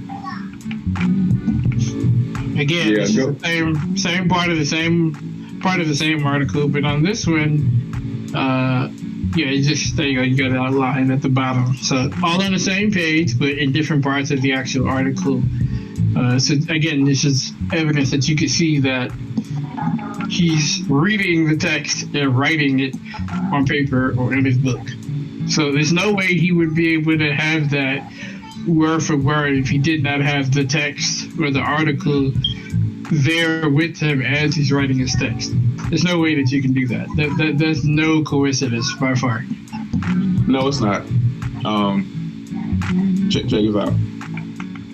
Bears first marks of the ceramic late Stone Age, the bifacial macrolith and polished stone tools. On the left, source material bears the first marks of the ceramic late Stone Age, that is bifacial, macrolithic, and polished stone tools, and then a few decorated potsherds. I mean, same thing. Press the animation. I mean, like, it's whatever. I don't know what else to say. And it's just a pattern of behavior. It's not just a hiccup the suit bid in 2016 was not an anomaly. This is a pattern of behavior. This is a writing style. All right. So dealing with this same article, middle to late Holocene, paleoclimatic change and early Bantu expansion in the rainforests of Western Central Africa was very peculiar about this article. If you look right here at the animation, we discussed this in a video 3 years ago. From this, well, in August, it'll be 3 years. Yep, we discussed this. Yeah, we used this exact article and even highlighted certain points that were surprisingly copied and pasted 3 years ago, but we were trying to do this when we went over the Bantu expansion, correcting the fallacy that there was no Bantu expansion from the West. Once we did this, not only did, the stance change from the author that there was now a Bantu expansion from the West, but also now you have it in his text where he's using the same article right after we've done this particular presentation. Right. Yep, and then, all right, keep pressing the animation. That on the right is not supposed to be there, but it doesn't matter. Just keep pressing the animation, and it's like Mel said, this is highlighted text that we use, and some of that ended up in Luigi Volume 2. But, I mean, hey, it's not our article, but we did discuss it. Press the animation again. Press it twice, as a matter of fact. One more time. Okay, they can't see that because the text on the right. Go ahead on to the next one. It's supposed to be one in the middle. All right, that's the one I want everybody to see. All right, now if you press it one more time, you see the red box.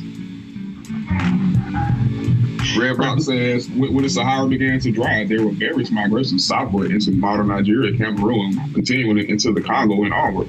What I add to this hypothesis is that there were several pockets of Chi Bantu speakers in the Sahara, and the Nigerian Cameroon migrations were only one of set of migrations. Like, wow. Now, when we said the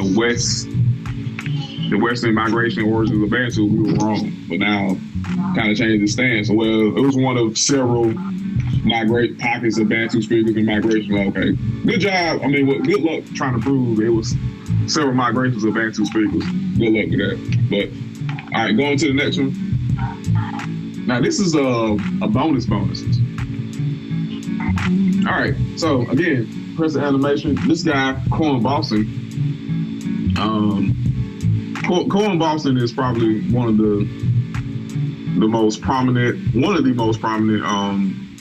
Bantuists or Bantu linguists right now as it stands. He's led many projects like the Bantu Lexical Reconstruction,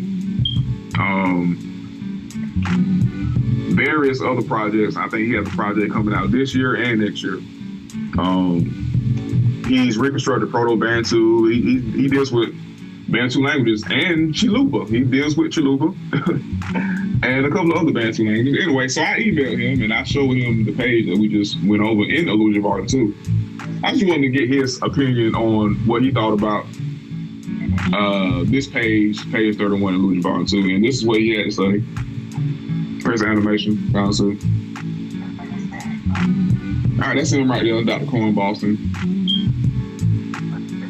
All right. He says, Dear Josh, thanks for signaling this. Judging by the contents of the pages that you forwarded, this seems to be quite crappy stuff, more generally. Best regards, Cohen. So, peer review. Wow.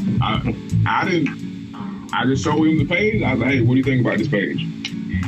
And this was his response. It's quite crappy stuff. And this is not just a fly-by-night, somebody that doesn't know what he's talking about. Like, he leads projects on Bantu languages and Western, like the Western migrations and where it originated at or whatnot. This was his opinion, not mine. So this is what happens when you step out of this little fishbowl, right? This fishbowl that we call the Khonsu community, and step into a pond, a lake, whatever, ocean. I mean, there's sharks out there, right? So not that simple. So now we have a bonus, right? All right, now click the animation again, Khonsu. All right, I want everybody to read this last sentence. Language is the oldest living witness to history. No quotation marks, right? No citations. All right, so now, you know what? Everybody at home, just Google language is the oldest living witness to history. Just Google it. Give everybody a chance to do that. So if you type in language is the oldest living witness to history, this is what should have came up. Go ahead and press the animation.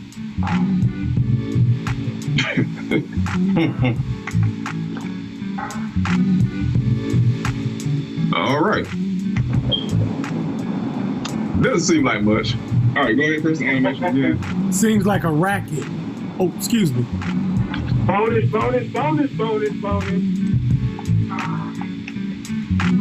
Wow.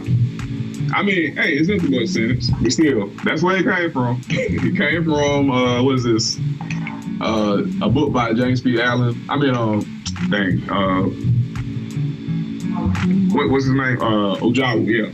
Ojawu Iri Mayat, A Beginner's Introduction to Metadata.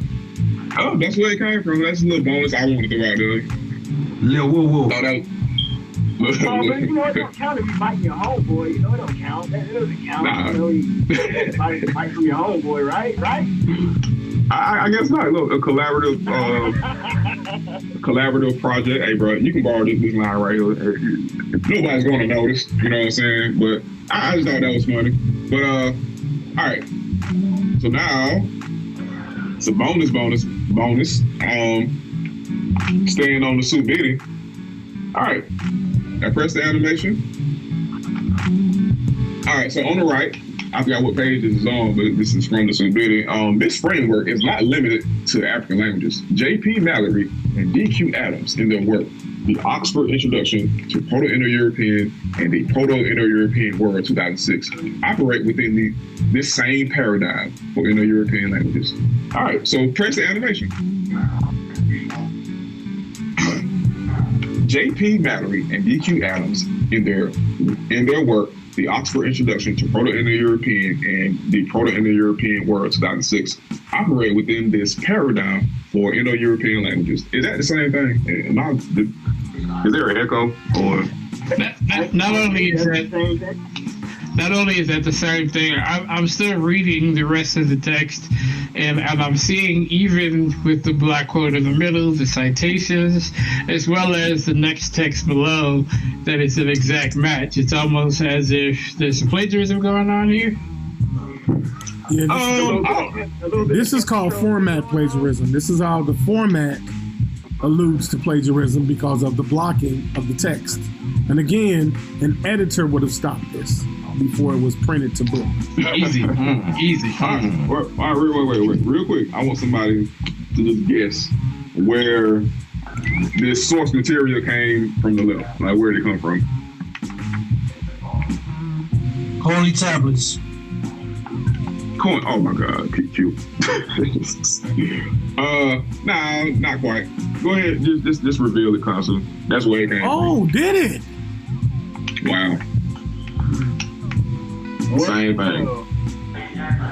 Recycling bars. And this is not the only instance. I just didn't feel like putting everything else in there. But it's way more overlap from the Sue Biddy and the Illusion Volume 1, right? But, hey, if you guys want to pay $45 for recycled bars, recycled words, I mean, hey, go ahead. But, I mean, that's where it came from. Illusion Volume 2 on the left, the Sue Biddy on the right. Illusion Volume 2 came out in 2020. Sue Biddy came out in 2016. Right. And press the animation. This is what turnitin.com would call recycling. Captain Planet. Save the planet, recycle, y'all. Damn. All right. Now it's time for a bonus. All right. Oh, I forgot about this part. All right, we're going to pretty much fly through this now. I know everybody saw that debacle with the Wikipedia Negro Egyptian thing. All right, press the animation, Khonsu. Press it 3 times. And press it again. All right. So yeah, I think everybody pretty much saw that Wikipedia page. This is obviously original research by someone going by the pseudonym of Sari Motel. The article written by Daniel Power of God, who had a history of writing up conspiracy theory content and certain links related to such theories. Whoever made this is obviously into blanket just conspiracy theories, which are totally unscientific. The Sari Motel Online Institute is not even a real institute, but rather indicates that the material is actually self-published nonsense. All right. So anyway, if you go press the animation, you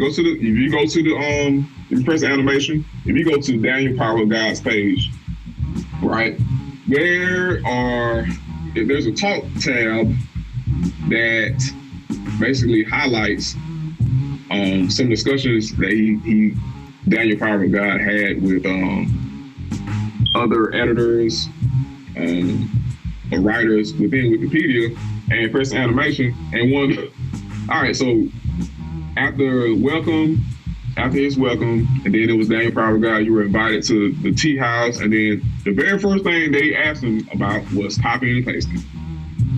Press the animation, copying and pasting. All right, so you click on that, and this is what comes up. We run copy and paste detection software on new edits. One of your edits appear to be infringing on someone else's copyright. We at Wikipedia usually require paraphrasing. If you own the copyright to this material, please follow the directions at Wikipedia donating copyright materials to grant license.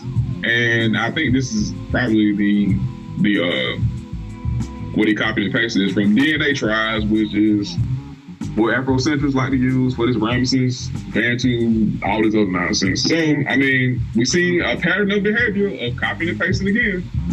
Not just that, I'm not sure if the audience caught it, but the next section under it, if they caught it before they read the orange animation on the left, they have a discussion or the title saying DNA Tribes is not a reliable source by their criteria.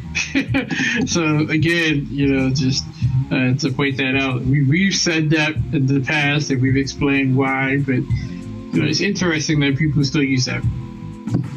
Yes. I mean, it's right there. Press the animation again, Khonsu. Press it again. All right. Please don't copy material you find elsewhere online. Now let's click on that and see what it says. All right. Hi, I am Diana, and I am a Wikipedia administrator. I have removed several copyright violations from History of West Africa material you added on June 10th and 11th. I think it's this prose you find online is almost always copyrighted and cannot be copied here. It's against the law and the copyright policy of this website to do so. So basically, he got flagged again for copying and pasting about the history of West Africa. This Daniel Power of God guy. And this pattern of behavior seems awfully familiar to a certain individual that we've been discussing, his books or whatnot. And click on the next animation. Using unreliable sources. Another pattern of behavior, I mean, we can look at the history of unreliable sources, like click the animation, Manetho. Oh no, not Manetho. Oh no. I'm scratching my head at Manetho can give some insight to pre-dynastic times when he was not there. I'm trying to figure out how can he do that, but he's not a reliable source. But anyway, press the animation again. Africans who wrote the Bible. Remember the guy that said that, what did he say? Moses, the reason why he knew Moses was black because he saw the Prince of Egypt or something like that. The Disney cartoon. I don't know. Just horrible sources. Press the animation. Hella Blavatsky. George M. James argues really that the Egyptians had it. This hurts. Huh? This hurts. Huh? I love this book. This hurts. Damn you, Joshua. Damn you. That book is dated and I ain't gonna go there. I'm not gonna go there. But yes, I do not like stuff with legacy. But hey, the Suvidi, you know what I'm saying, uses it. Although this language seems to be from the imagination of Helen Blavatsky in her text Secret Doctrine, and is associated with occultism. The idea of secret or priestly language among Egyptians may not be too far off base. I'm like, what? Like, yeah, you just gave Helen Blavatsky credit. You giving her, you know, a positive outtake to her reputation. It's not too far off base. Like, really? Helen Blavatsky is not too far off base. Like, that bitch is out there. Oh, my bad. I'm sorry. Joshua, do you got to rub it in, brother? You have to rub it in? I mean, in Georgia, I mean, this was like 60, 70 years ago. So I give Georgia. All right. All right, my bad. All right. So, and then the next one was this the next one was the more unreliable sources, like calling that crown a serpent.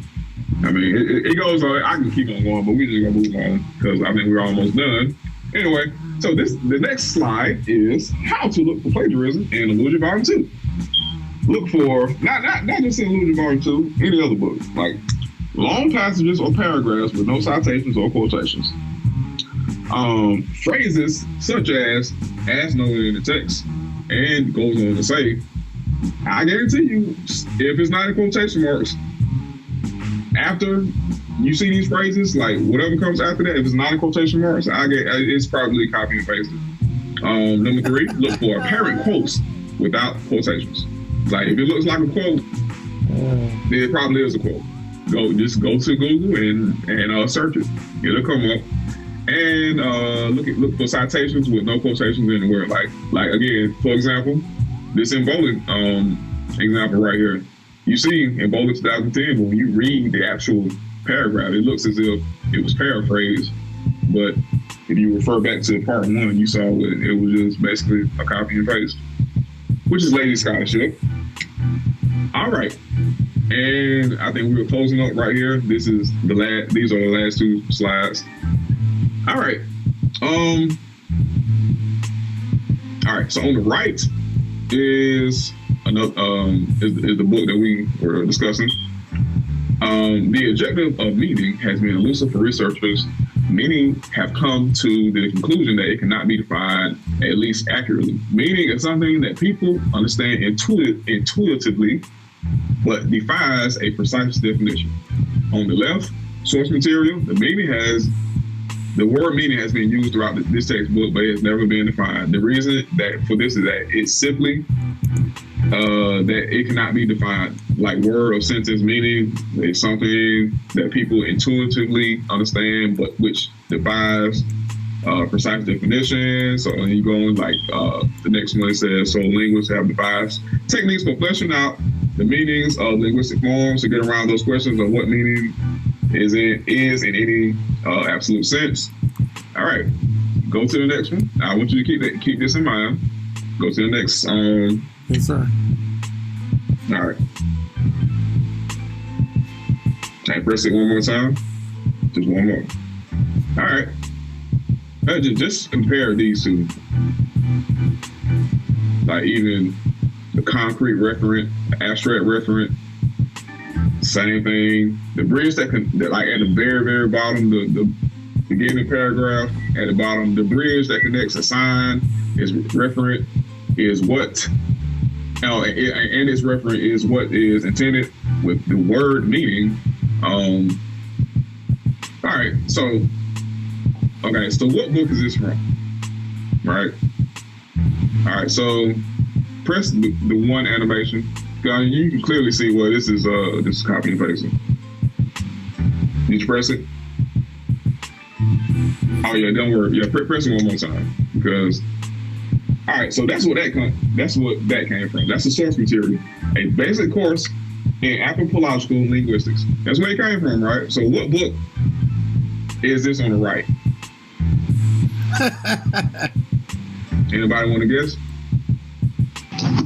I'm gonna say Elijah Volume 2 of 500, Alex. All right, we got Elijah Volume 2. Anybody else want to take a stab at it? Anybody else before? No, that's a pretty good answer. Elijah Volume 1. Okay. My man Chris said Elijah Volume 1. All right, anybody else? I agree, Khonsu. Bush League. Illusion Volume 1 and 2, the abridged version. Well, I disagree. I say it's the Suit Bid 2016. So anyway, drum roll, please, Khonsu.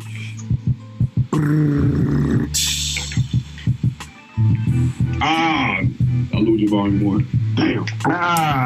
So, if you guess Illusion Volume 1, that came out in what, 2012, 13, something like that? I don't know. I think. Yeah. All right. So, not only do we see patterns of plagiarism in Illusion Volume 2 and the Suit Bid, we also see it in Illusion Volume 1. So, that's almost a decade of plagiarizing, which leads us to believe that this might be a pattern of behavior, right? But, get her done, Josh. Get her done. He just became the Black David Roll overnight. David Roll, oh my God. Oh man. No, it wasn't overnight. It took about 10 years. You put in some hard work, man, to earn that David Roll title, bro. Like, oh man. So that concludes. I'm done. Like, I am so finished with this. I'm not reading any more text. If you guys want to go out and purchase copyrighted material, recycled material, if you want to go and do that, go ahead. I'm not saying not buy it. I'm saying, hey, if that's your thing, go ahead and do it. But me, I'm not doing it. So that concludes plagiarism. I'm Ross Squad. Halt again. Okay, so any closing remarks? Anybody want Khonsu out? You know what? Let's just let Khonsu take over. Sure. Well, I'll leave the floor open for a moment for closing remarks. Anyone wants to? Yeah, I'll add some a remark here. This is really just to demonstrate that the author here really isn't using his own words. So, can you hear me? Yeah, go ahead, Mel. Okay. I said, in my opinion, this is just further evidence that the author isn't using his own mind to come up with his theories or conclusions. And so when you see pattern of this, again, this is something that has been learned and accepted over time. Most people are going to watch this away and say this is not a big deal, but I know in the academic field that you can lose your entire integrity, literally with literary work as well as a student by doing this. So I think we need to really start looking at these works. It's fine to support, someone in the community, but make sure you take the time to read the work. Do not support them if you're not going to take the time to read the work. We got to make sure we hold our authors responsible, and we got to be responsible as well for the information we're subjected to. And I think that's on the community's part. The community took an L here with allowing this type of content to survive within the community for quite some time and not having it checked or at least read. If you even read the material, some of this stuff is clear cut. You could see. But most of us who have these documents, who have these texts, don't do the necessary research and we don't read them. And so therefore, we have the book stuck on our bookshelf collecting dust, but we never actually read them. That's my input. And this is very disappointing because it suggests a very complex deceit going on here. And they are delivering this deceit to the people, to the conscious community, to those that they claim to care for. I mean, I'm flabbergasted that the the Armor Rock Squad would allow this to go on. This guy's been saying for years that he will not respond to Team Osiris because they haven't written any books. And here we find out he hasn't even written these books himself. No, I disagree. He wrote the title. But go ahead. Yeah. Anyone else on the panel? Yo, I want to give I talked to Adrian. I want to say something real quick. I want to say something. Oh, I'm sorry. Now go ahead, bro. No, I was just saying, wonderful job, man. And this is just a thankless work, a thankless type of job, man. The Black Flag movement. You know, we exemplify pretty much what it is to be selfless and go ahead and just do the work and not really be worried about, you know, dick riders and, you know, and apologists and stuff that, you know, hangers on and all of that. But that's what a lot of these people is in it for, is to have clout and to try to deceive people and make some money. They think you're stupid, pretty much. And so I just want to thank the team, man, for holding it together, holding it down, and putting on the proper demonstration for the people. All right, yes, sir. Yes, sir. Brother Chris. You know what? Oh, God, it's so many. You did a great job on this. And first of all, I'd like to say thank you for debunking somebody's work without giving, you know, presenting a bunch of ad hominems while doing it, because that needs to be taken note, because too many times in our community or in the so-called conscious pseudo pimp community, ad hominems become the per se rather than the scholarship itself. You understand what I'm saying? And you know, next I want to sit up there and say this is how religion is created. All these weird doctrines and books, and I'm right and everybody else is wrong, and I'm speaking for the language, and I'm not really a linguist. I have a degree in accounting, and I'm the authority here. This is how all of this stuff begins, and we got to stop with this stuff, man. This was not right. Asar Imhotep, he could have just gave us a presentation, a PowerPoint presentation, and no. You went mute, Chris. I don't know if you know, but you just went mute. Okay, I'm sorry. Yeah. What I'm sitting up there saying is, had he just presented a PowerPoint presentation, no one would have been upset with him, using the same work. But you presented this as if this was your work. That is called plagiarism. There's no way around that. And I think he owes the community an apology for that. You're busted. You busted. But they won't stand on the principles they claim to represent. So, great job, Josh. I just want to, we're closing out. I do appreciate the team effort. I do appreciate the work Joshua's done. What I will say is the